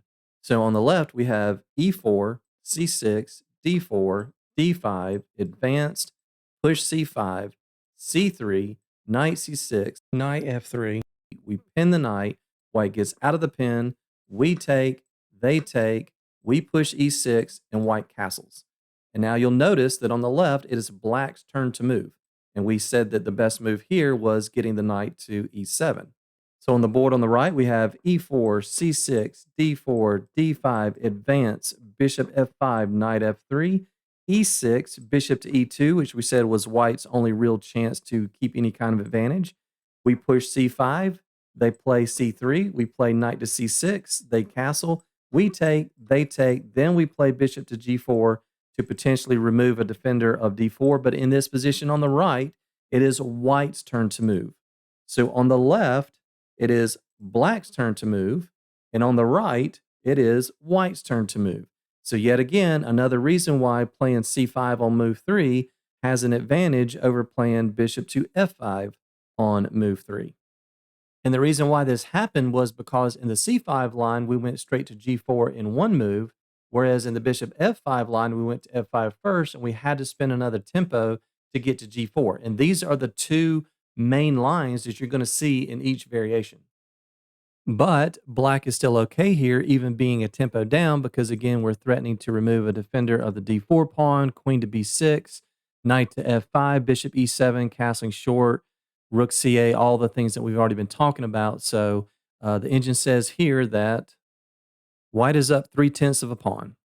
Going back to this spot, we just looked at c3, which transposed to that same line we saw earlier in the video. Here, white really does need to play the move bishop to e3 to have any kind of hope to maintain a small advantage in this line. Here, we are going to take on d4, and white should not take back with the bishop because then knight c6 comes with tempo. They really don't want to do that, so they're going to take with the knight. We're going to play knight to e7 to defend the bishop on f5. Here, white is likely to castle, and we're going to challenge this knight on d4 by developing knight to c6. White has a good option here to come down and pin the knight on b5. We're going to play a6 and ask the question, what does this bishop want to do? And if white does not take that, if white does not take that bishop, if white does not take that knight, then black is going to have a pretty sizable advantage here. So white does need to give up the bishop pair. And so after we recapture with the pawn, I'm going to go ahead and stop the line here. White is pretty booked up. They know what they're doing, but if you got to this spot, you're booked up too.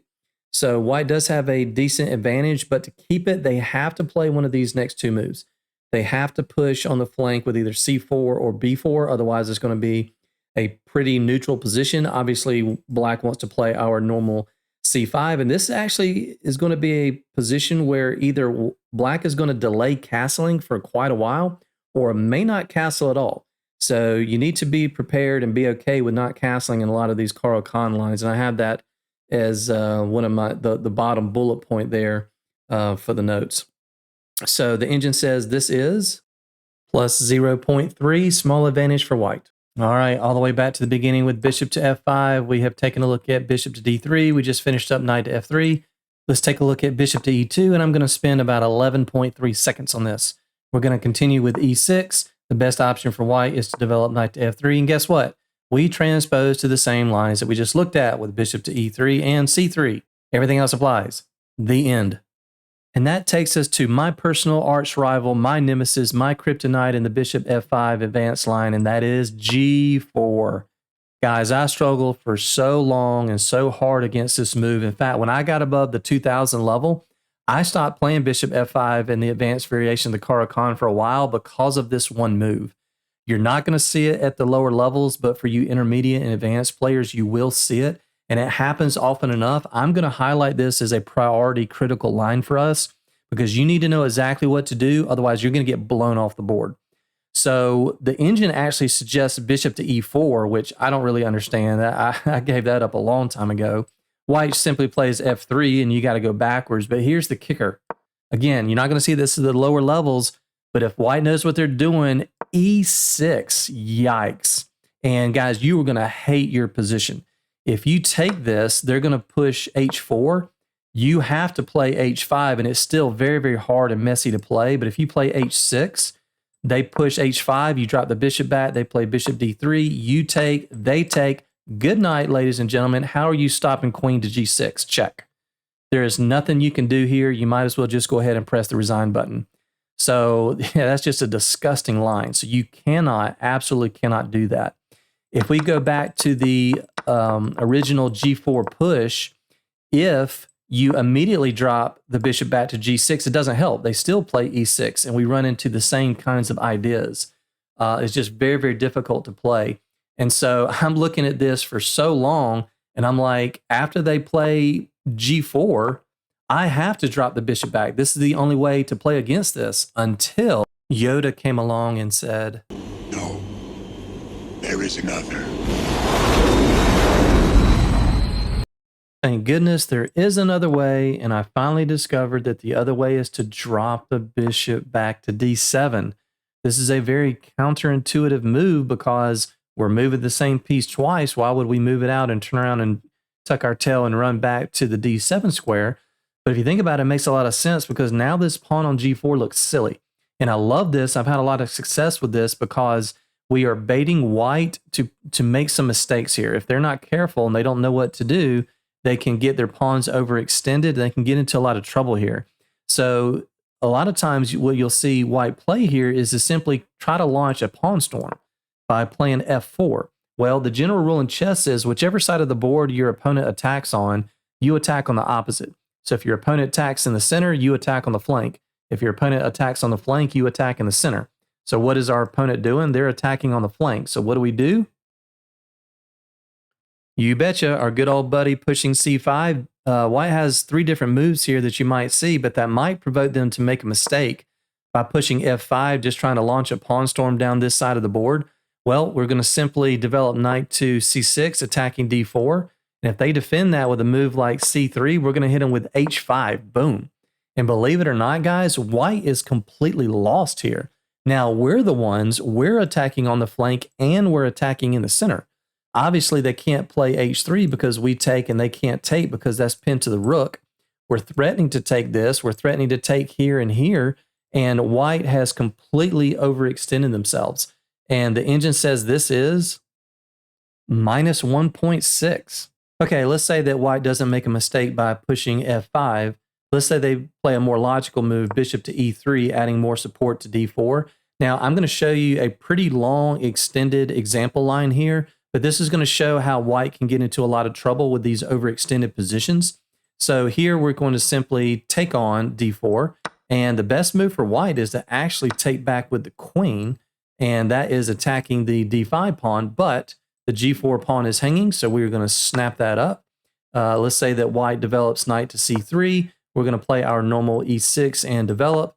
Let's say that white attacks our bishop. We're not going to drop the bishop back. We're going to throw in the intermezzo, knight c6, developing with tempo.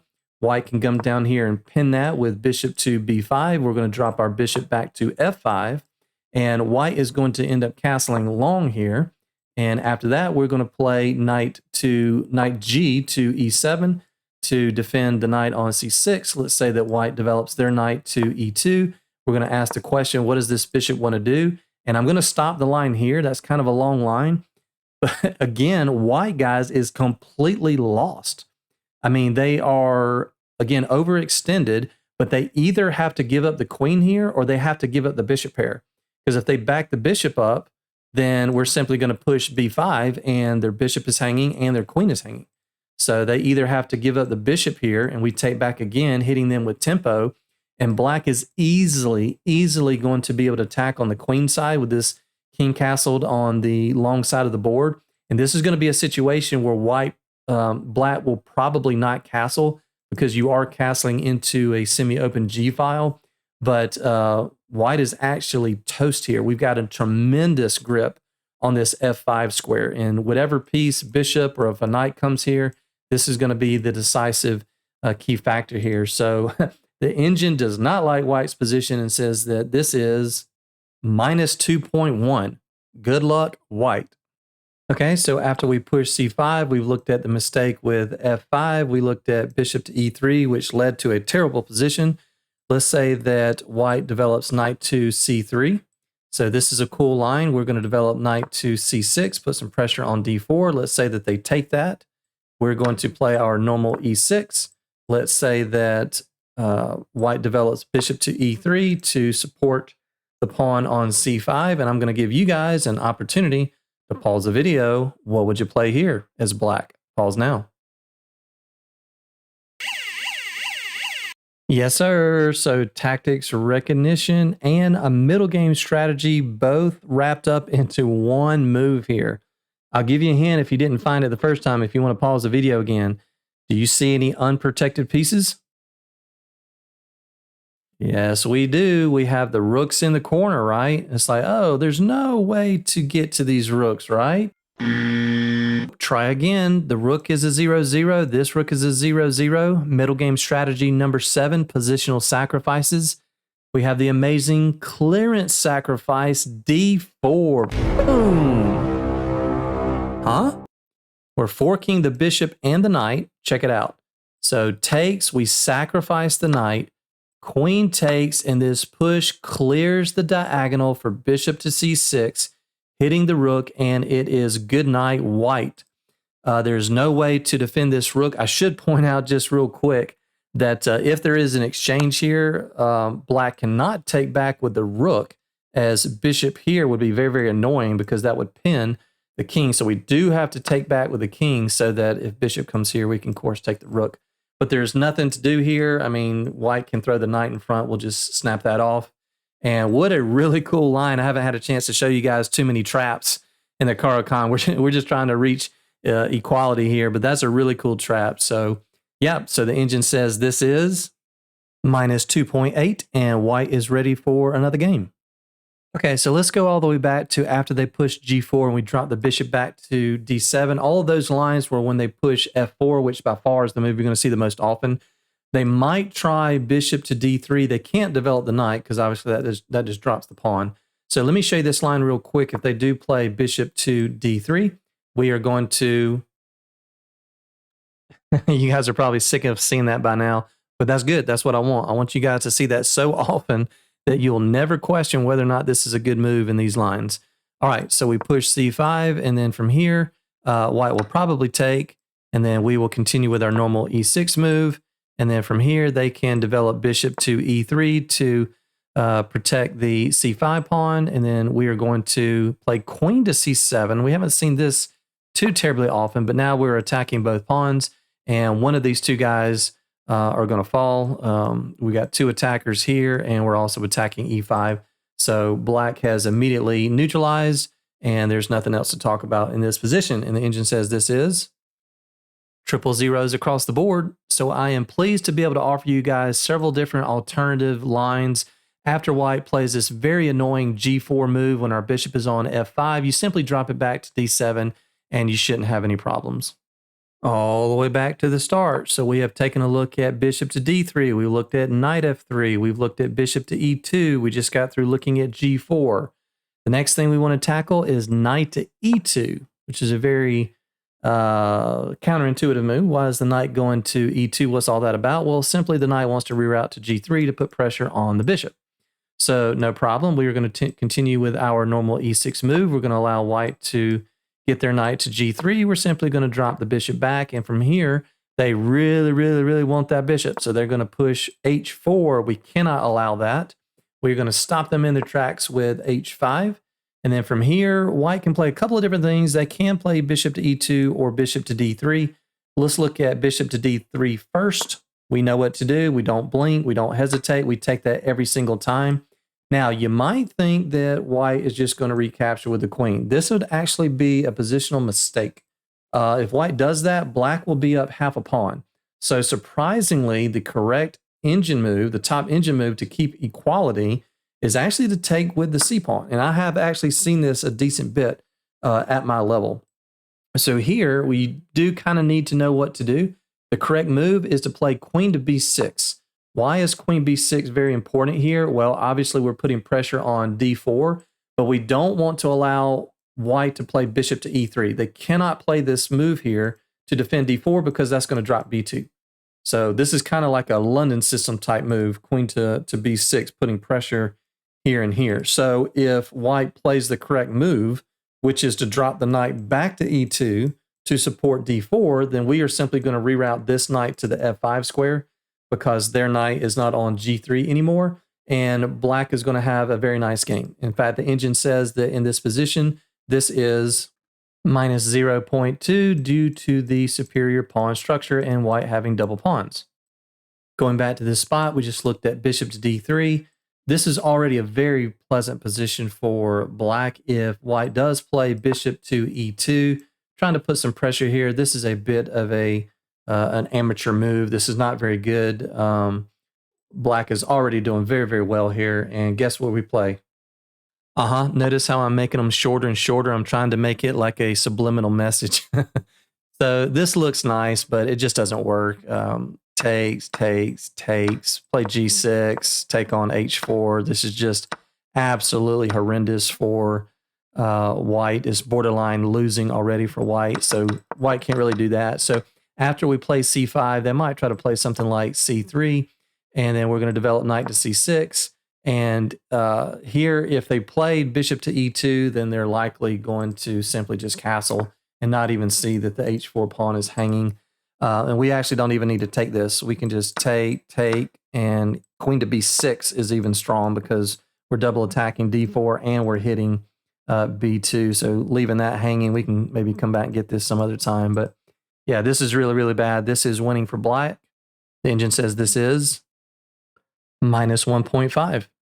Okie dokie, that takes us all the way back to the beginning. So we have looked at bishop to d3. We've looked at knight f3. We have looked at bishop to e2. We have looked at g4. We just finished up looking at knight to e2.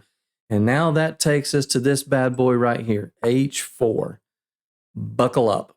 This is called the Tal variation, named after Miguel Tal, one of the most genius minds to ever play the game of chess. So this move right here, the Tal variation, is one of the reasons why the bishop f5 line has kind of a reputation of being much more theoretical than the c5 push on move 3. Because up until now, in all the c5 lines and even in these bishop f5 lines, a lot of the moves that we've made have been very natural, very logical moves. Well, all of that goes out the window in the Tal variation, as you might expect, because Tal is notorious for making wild, crazy sacrifices and just madness, chaos on the board. So a lot of the moves that we're going to make in this Tal variation are going to seem unnatural, counterintuitive. So you are going to, up until now, I've been saying, don't memorize lines, just memorize ideas. Okay, that's going to change here. You are going to need to memorize exact lines because otherwise it can get out of hand very, very quickly. So the first thing that we have to play in the Tal variation, we have to meet that with the move h5. Okay, so from here, white can do several different things, lots of different things. They can play bishop e2, they can play bishop d3, they can come and hit our queen, they can play c4, they can play knight c3, and our response is going to be different for most of these. So let's take a look at the most common move that you're going to see, which is bishop to d3. And just like always, we have been snapping that off. We are going to take that. White is going to take back with the queen.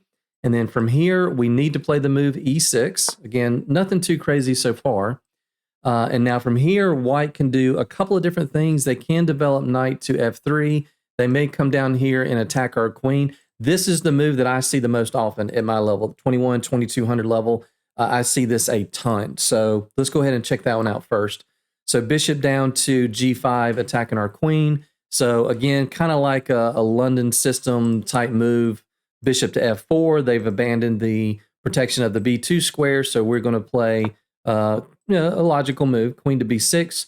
We're going to attack the b2 pawn. And white is going to develop knight to d2. Boys and girls, ladies and gentlemen, whatever you do, do not, and I mean do not take this pawn on b2. This is a poisoned pawn. I'll share a little secret with you.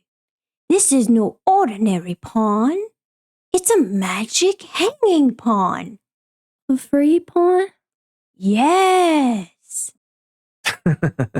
Don't bite the poison apple, right? Do not take this poison pawn. You take, rook b1, queen takes, rook takes.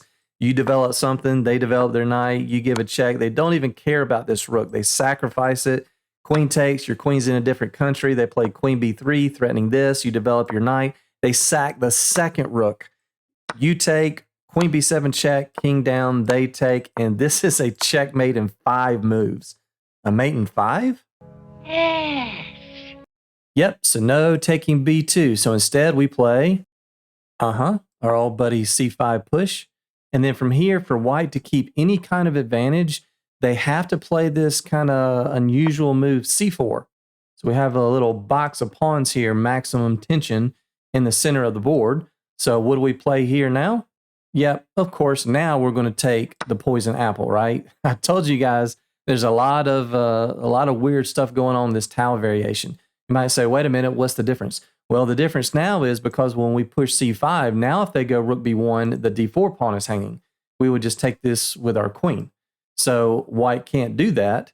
So what white's going to do is they're going to play rook to d1. What's the purpose of that? Well, there's a bunch of pieces lined up on the d file, but one day when these pieces get out of the way, white's going to have some pressure here on the d file, especially with this bishop eyeing down this d8 square. So from here, we're going to simply develop knight to c6. And I'm actually going to stop the line here. White does have a small advantage. Both sides, if both sides reach this position, then both sides are booked up.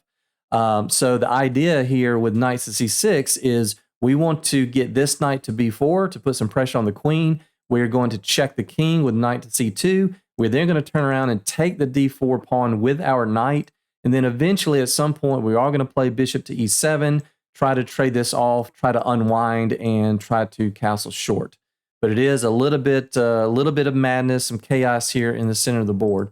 So definitely white, both white and black know what they're doing in this position. The engine says this is plus 0.4, definitely advantage to white.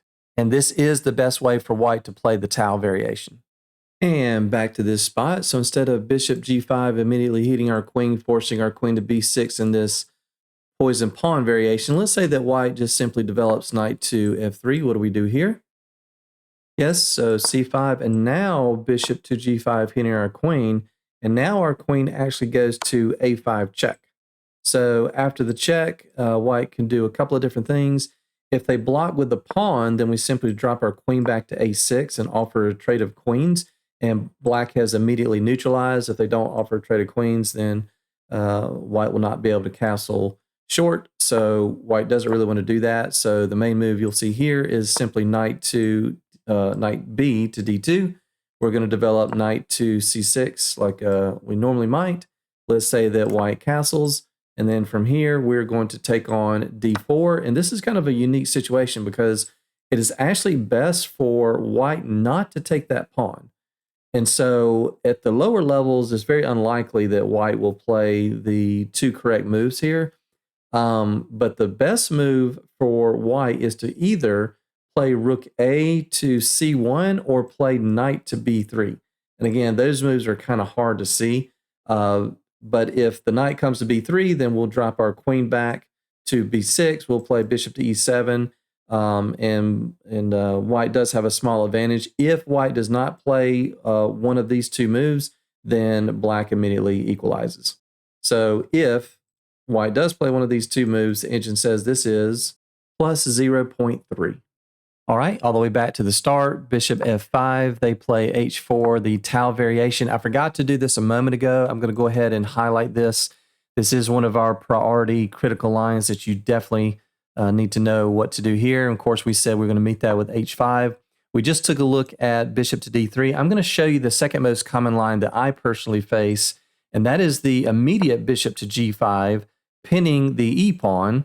Obviously, black wants to develop the bishop, but kind of like we did in the last line, we're going to immediately take advantage of the fact this bishop is not guarding b2 anymore, so queen b6 hits this, and most of the time you're going to see bishop to d3.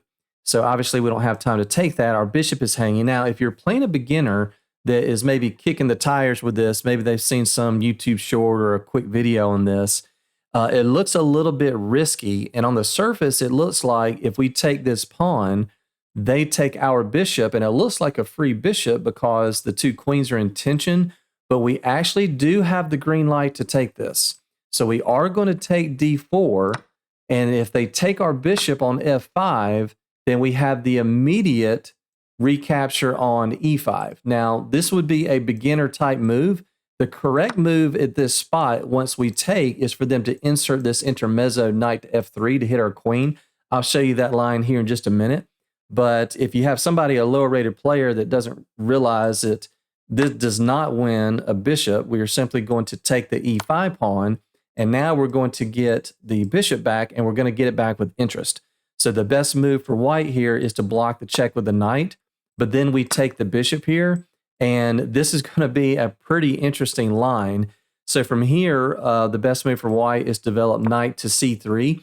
I'm going to give you guys a chance to pause the video and see what you would play here, but because this is one of those counterintuitive moves. What would you play here as black? Pause the video now.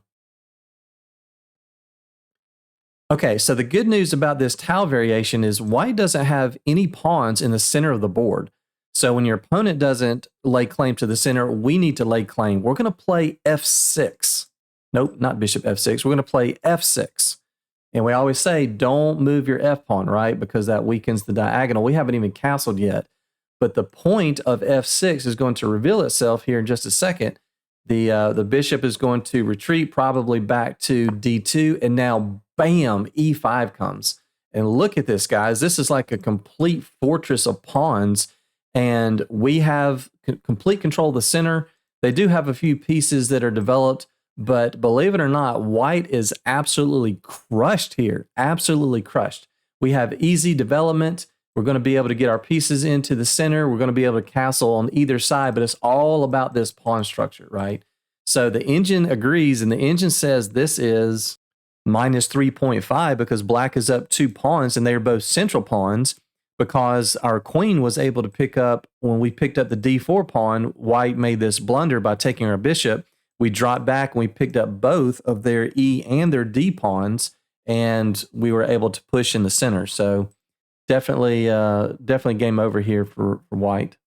Okay, so let's go back to this spot where we just took on D4 and white made a blunder by taking our bishop, and then that's what allowed us to pick up that second central pawn. Okay, so let's say that white is much better than that, and they insert the correct move, which is knight to f3. Now here, taking on b2 is definitely attractive. It is no good. Let me show you why.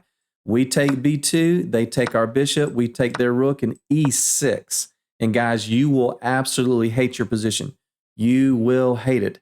Even if you push, you cannot allow this thorn pawn here. It's not technically a thorn pawn, but you cannot allow this pawn this deep into your territory. And if you take it and they take, these two bishops are going to absolutely wreak havoc on your position. Okay, so it's no good. It's tempting, but we can't do it. So after white plays knight to f3, basically black is playing only moves. If you've never heard that phrase in chess, when you hear somebody say one side is playing only moves, is exactly what it sounds like. They literally, every single move in the sequence, they have to play one move and one move only, or they're going to be in really bad shape. So here we have to play the move queen to g4 to get out of the way and to also defend our bishop. Now, once again, white has several different options. The top line, the main theoretical line, white has to take this bishop or black's going to be way ahead. Okay, so they need to take this. Obviously, we're going to take back.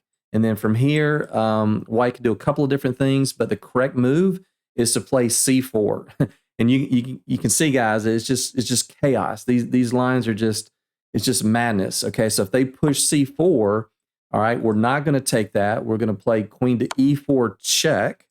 They're going to block with the bishop, and you might say, oh, hey, that's nice. That's a free pawn on c4.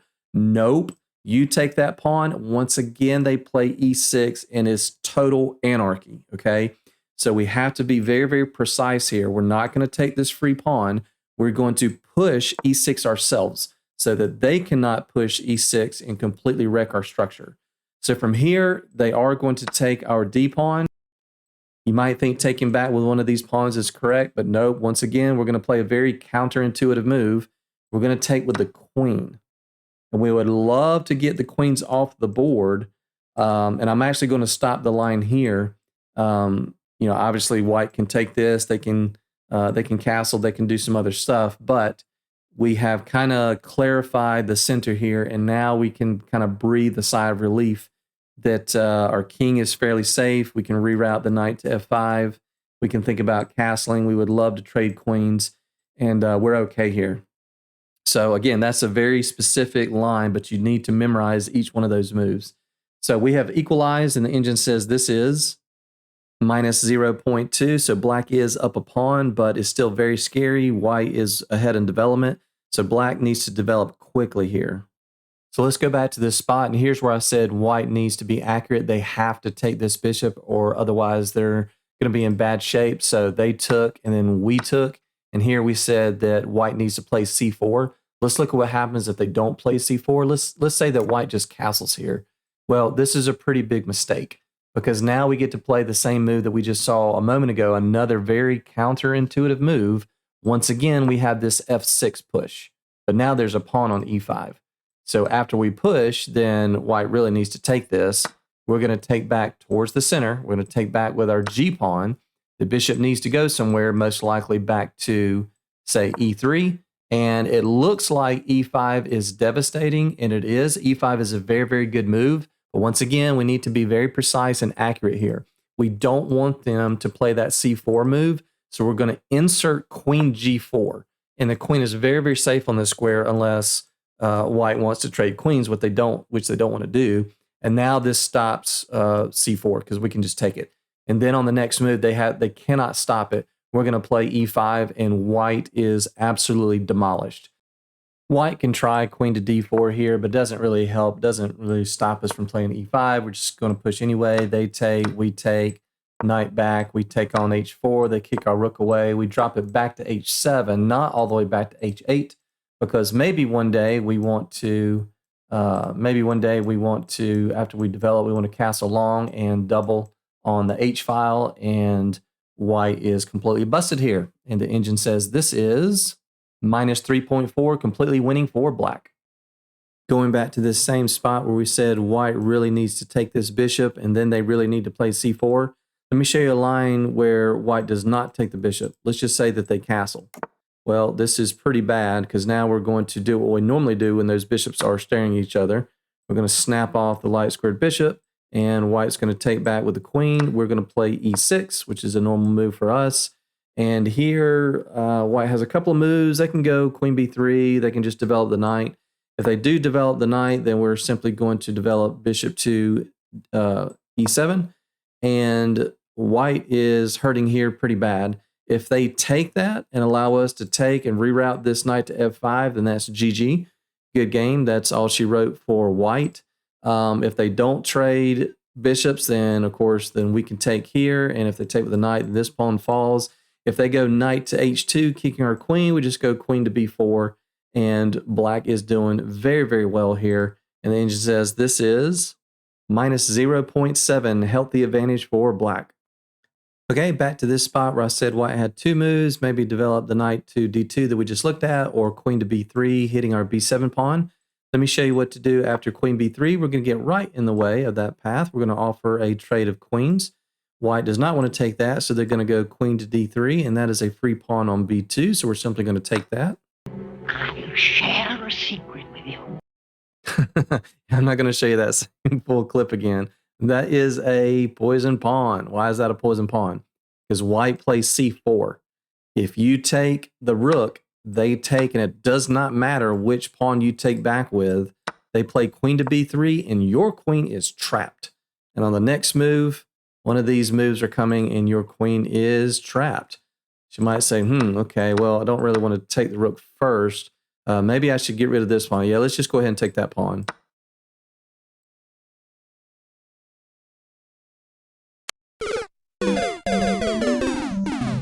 Nope, that don't work. Okay, so this is a poison pawn. We are not going to take that. So what do? We simply develop knight to d7, and black is completely fine here. We want to trade bishops on e7 again.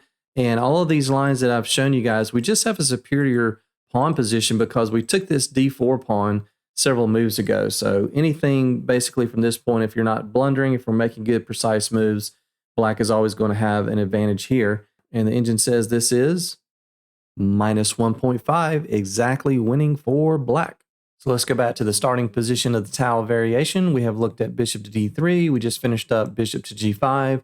Let's take a look at bishop to e2. This is not the best way for white to play this. So when you do see this move, you should be very happy. But you still do need to know what to do against it. So the idea is very simple. White is ganging up on this h5 pawn. We are absolutely not going to play g6.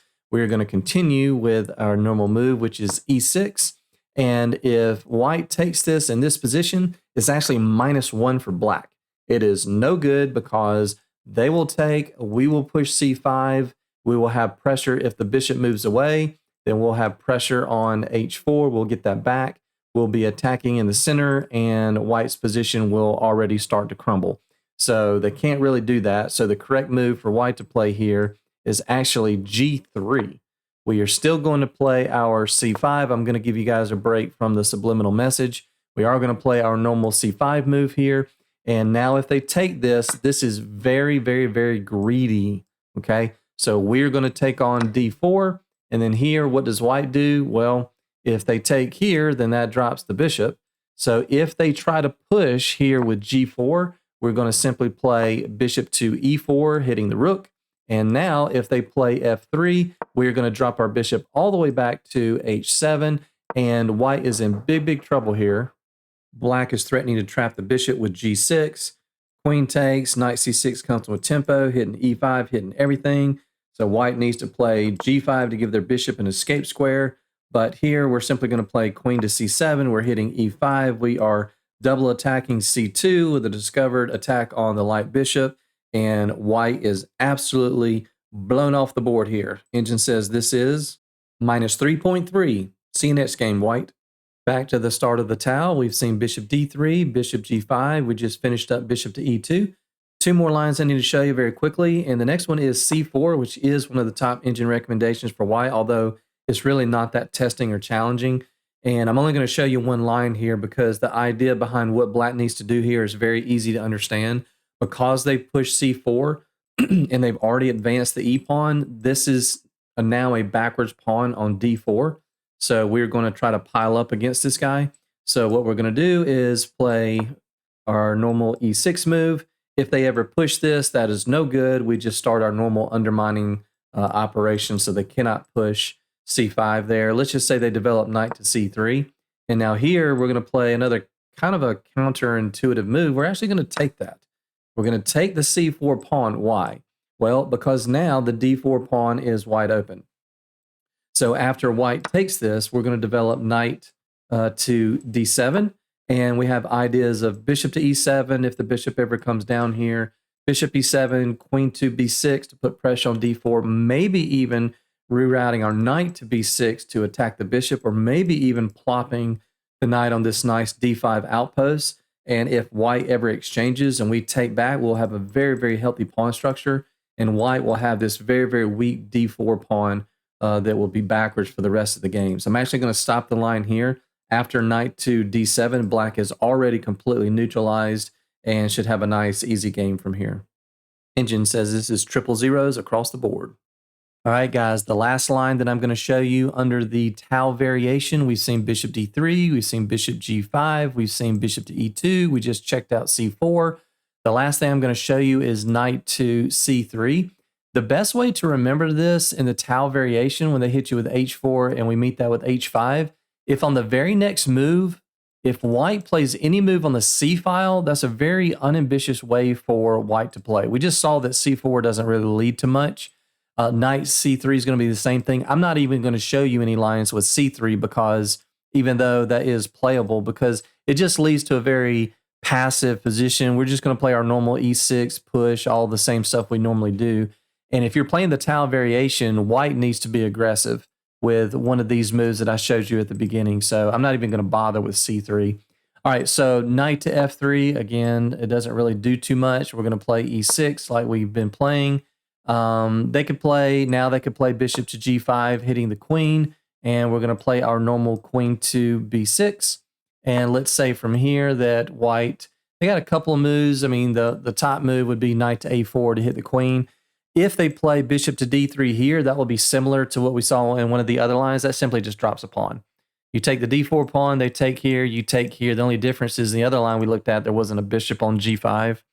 But the most resistance white can put up would be knight to a4. We're simply going to give a check on a5. And white, I mean, they could go back. Oops, they could go back, but that's just a waste. They could play c3 here and defend the knight. We're going to push with b5. They're going to go knight to c5. We're going to snap that off. They take. And from here, black absolutely cannot allow white to push b4. That would be a positional mistake. So guess what we do? We push b4 instead. Don't allow them. If they take this, then of course we take with check. And then the c5 pawn drops. So in this position, black is doing fine here. And the engine says that this is minus 0.3, small advantage to black. Congratulations, you have just graduated, so now you know what to do in every single line of every single move in every single game of the Tal variation of the Caro-Kann defense when you play bishop f5 on move 3. Or not. You only have to go back and watch this video 7 or 8 times to remember everything with this Tal variation. So definitely the most difficult of all the things in this entire video that you need to be prepared for. Coming down the home stretch here, so we have looked at bishop to d3, we looked at knight f3, we've looked at bishop e2, we've looked at knight e2, we just finished up the Tal variation, we have seen g4, and so now I have 4 more things to show you, but these won't take near as long, and these last 4 are actually the worst ways for white to play against this variation of the Caro-Kann, and those are f4, c3, c4, and knight c3. So if you see any of these 4 moves, you should be pretty happy because you already know that white is not doing what they should be doing. Let's go ahead and knock out f4. And already on this move, black has a tiny advantage. And so what we're going to do is we're going to continue with e6, which we almost always play. And then from here, white has 3 different main moves that you might see. Let me go ahead and show you this amateur move, this huge blunder with g4 attacking the bishop. Well, this is kind of a fool's mate kind of move, right? They just opened up their king wide open, queen to h4 check, and that's basically going to be lights out. If the king goes here, we take here, and that's just absolutely horrible. So if the king goes here to d2, then we simply play bishop to e4. Good night, that's all she wrote. If knight f3, well, that's a 1 versus 1. Puzzle alert, bam, queen f2, we win the piece, and white's ready for another game. So they can't do that. Okay, let me go back and show you after, yeah, so that was a horrible move. G4, another good move that's not very good is bishop to d3. Now, every single time at this point throughout the entire video when white has played bishop to d3 in the bishop f5 line, we've taken that 100% of the time. Now, if you take that here, that is perfectly fine. Black has a nice small advantage here, no problem at all, but we can actually improve here. We can actually play knight to h6. Why is knight to h6 so good here? Because when they play f4, they have blocked the attacking lane of their dark squared bishop. So this knight can sit here for about 8 or 9 months, and there's nothing here that can get to it. If white ever trades on f5, we retake with the knight. We have a beautiful knight on this juicy f5 square. So after knight to h6, let's just say that white develops with knight to f3. We can play, you got it, c5. And let's say that white castles. That's a pretty big mistake. We can take on d4, and white does not have a good response here. If they take with the knight, then I think you can probably see what we play here. We're going to pin that because they have played f4. They have opened up their king. And so after we pin, black is doing very, very well here. And the engine says this is negative 0.8, queen b6, knight c6. All those moves are coming, and black is very happy. Going back several moves, that's after we took on d4, and they took with the knight. Well, what if they try to snap this off first? They can take our bishop. We'll take back with the knight. They can try to kick us out with g4. We simply transfer the knight to e3. They take, we take, queen goes to d4. We play queen to c7, and white is lost. If white tries to take this, then you can imagine bishop to c5 comes. They can block with a knight, knight here, c3, queen b6, all the same stuff. And white is completely toast. The engine says this is minus 2.0. Bye-bye. All right, going back several moves to this spot, they had just developed knight f3. We have just pushed c5, and we just looked at what happens if white castles. I'm going to show you guys this funny line just for grins and giggles, for aesthetically pleasing purposes. Show you this very, very cool, interesting line. So let's say that instead of castling, white plays a normal looking move like c3. We're going to continue with knight to c6. Let's say now they castle. We're going to play rook to c8. Let's say they take, we take, check. King goes in the corner. We play a6. Let's say they play queen to e2. And now we're going to snap off the bishop. They take, and now we play knight to g4. We are threatening the fork on f2. Let's say they drop their queen back. We're going to play queen to b6. And let's say that they play pawn to h3. And they're willing to sacrifice the exchange here. We play h5. Wow, h5. This is a fishing pole trap. So white is stuck. We have all of their escape squares covered, and they were hoping that we'd play knight here and they would just sacrifice the exchange, but no. We just play h5. If they take that, guys, this is a checkmate in 5 moves. I'm not going to tell you, I'm not going to give the answer away, but if you guys want to figure that out, go ahead and pause the video and see if you can find the checkmate in 5 moves. All right, pretty cool. Going back to this spot after the f4 push, we saw this horrible move. This move is not very good. The only move white has that keeps any kind of equality is developing knight to f3, but we just push c5 and black immediately equalizes. It's triple zeros across the board. I'm going to go ahead and stop the line there. Edging closer, 7 down, 3 more to go. Let's take a look at c4. The good news is I only have 1 line to show you here. This is not a very good move. We will continue with our normal e6. They will likely develop knight to c3. And then from here, we're going to play kind of a Nimzo Indian defense type of move. We bring this bishop out to the b4 square and we pin that knight. From here, white is likely to play f4. And then we are going to develop knight to e7. And then after that, white is probably going to kick our bishop away. We are going to take that. They're going to take back with their pawn. And guys, this is an absolutely critical moment. You have to play the correct move here. Guess what that move is? I gave you the longer version of that meme. I want to just remind you that that move is still there.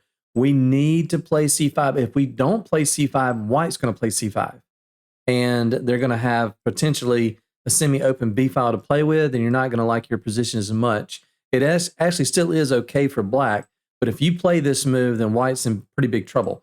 So when you push c5, if they take here, obviously you can take back with an knight, but if they take with the d pawn, you play queen to a5, and you're threatening this, and you're going to get this pawn back with interest. And black is going to be very, very happy here. Is going to have a nice, easy game. The engine says this is minus 0.7. So that's all I wanted to say about c4. The second to last thing we need to take a look at is c3, but really and truly, this is going to transpose to a couple of the other lines that we've already looked at. We're going to play e6. And if they play something like bishop to e2 or knight to f3, then we push c5, They go here, we play knight to c6, and we transpose to the exact same lines that we looked at earlier in the video when we started with these two moves. So when white plays c3 after bishop to f5 and we play e6, if they do not play one of these two moves, then either black immediately equalizes or white is just worse. So there's really nothing else to talk about in the c3 lines. Yes, sir, folks. After this bishop to f5 variation, we have seen bishop to d3. We have seen knight to f3, bishop to e2, g4, knight e2, h4, f4, c4, c3. I can see the light at the end of the tunnel.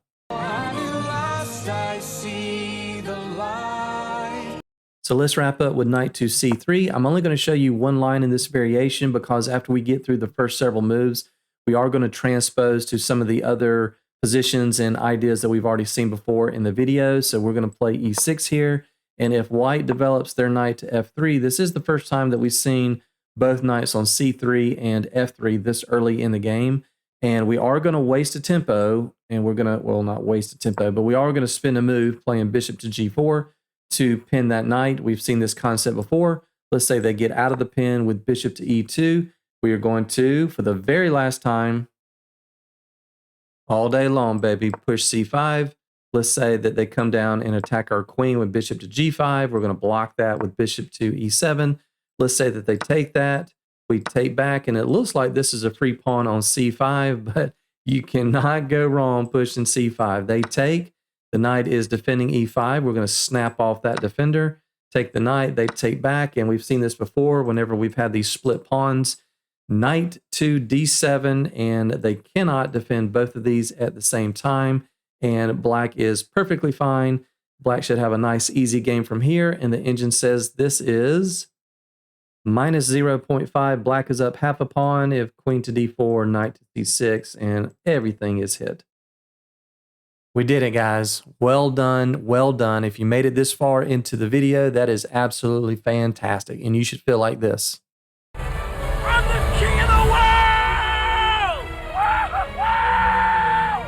Hey, thanks so much for watching, guys. I hope you enjoyed this video. If you did, please consider liking, subscribing, and hitting that bell notification so you never miss another video.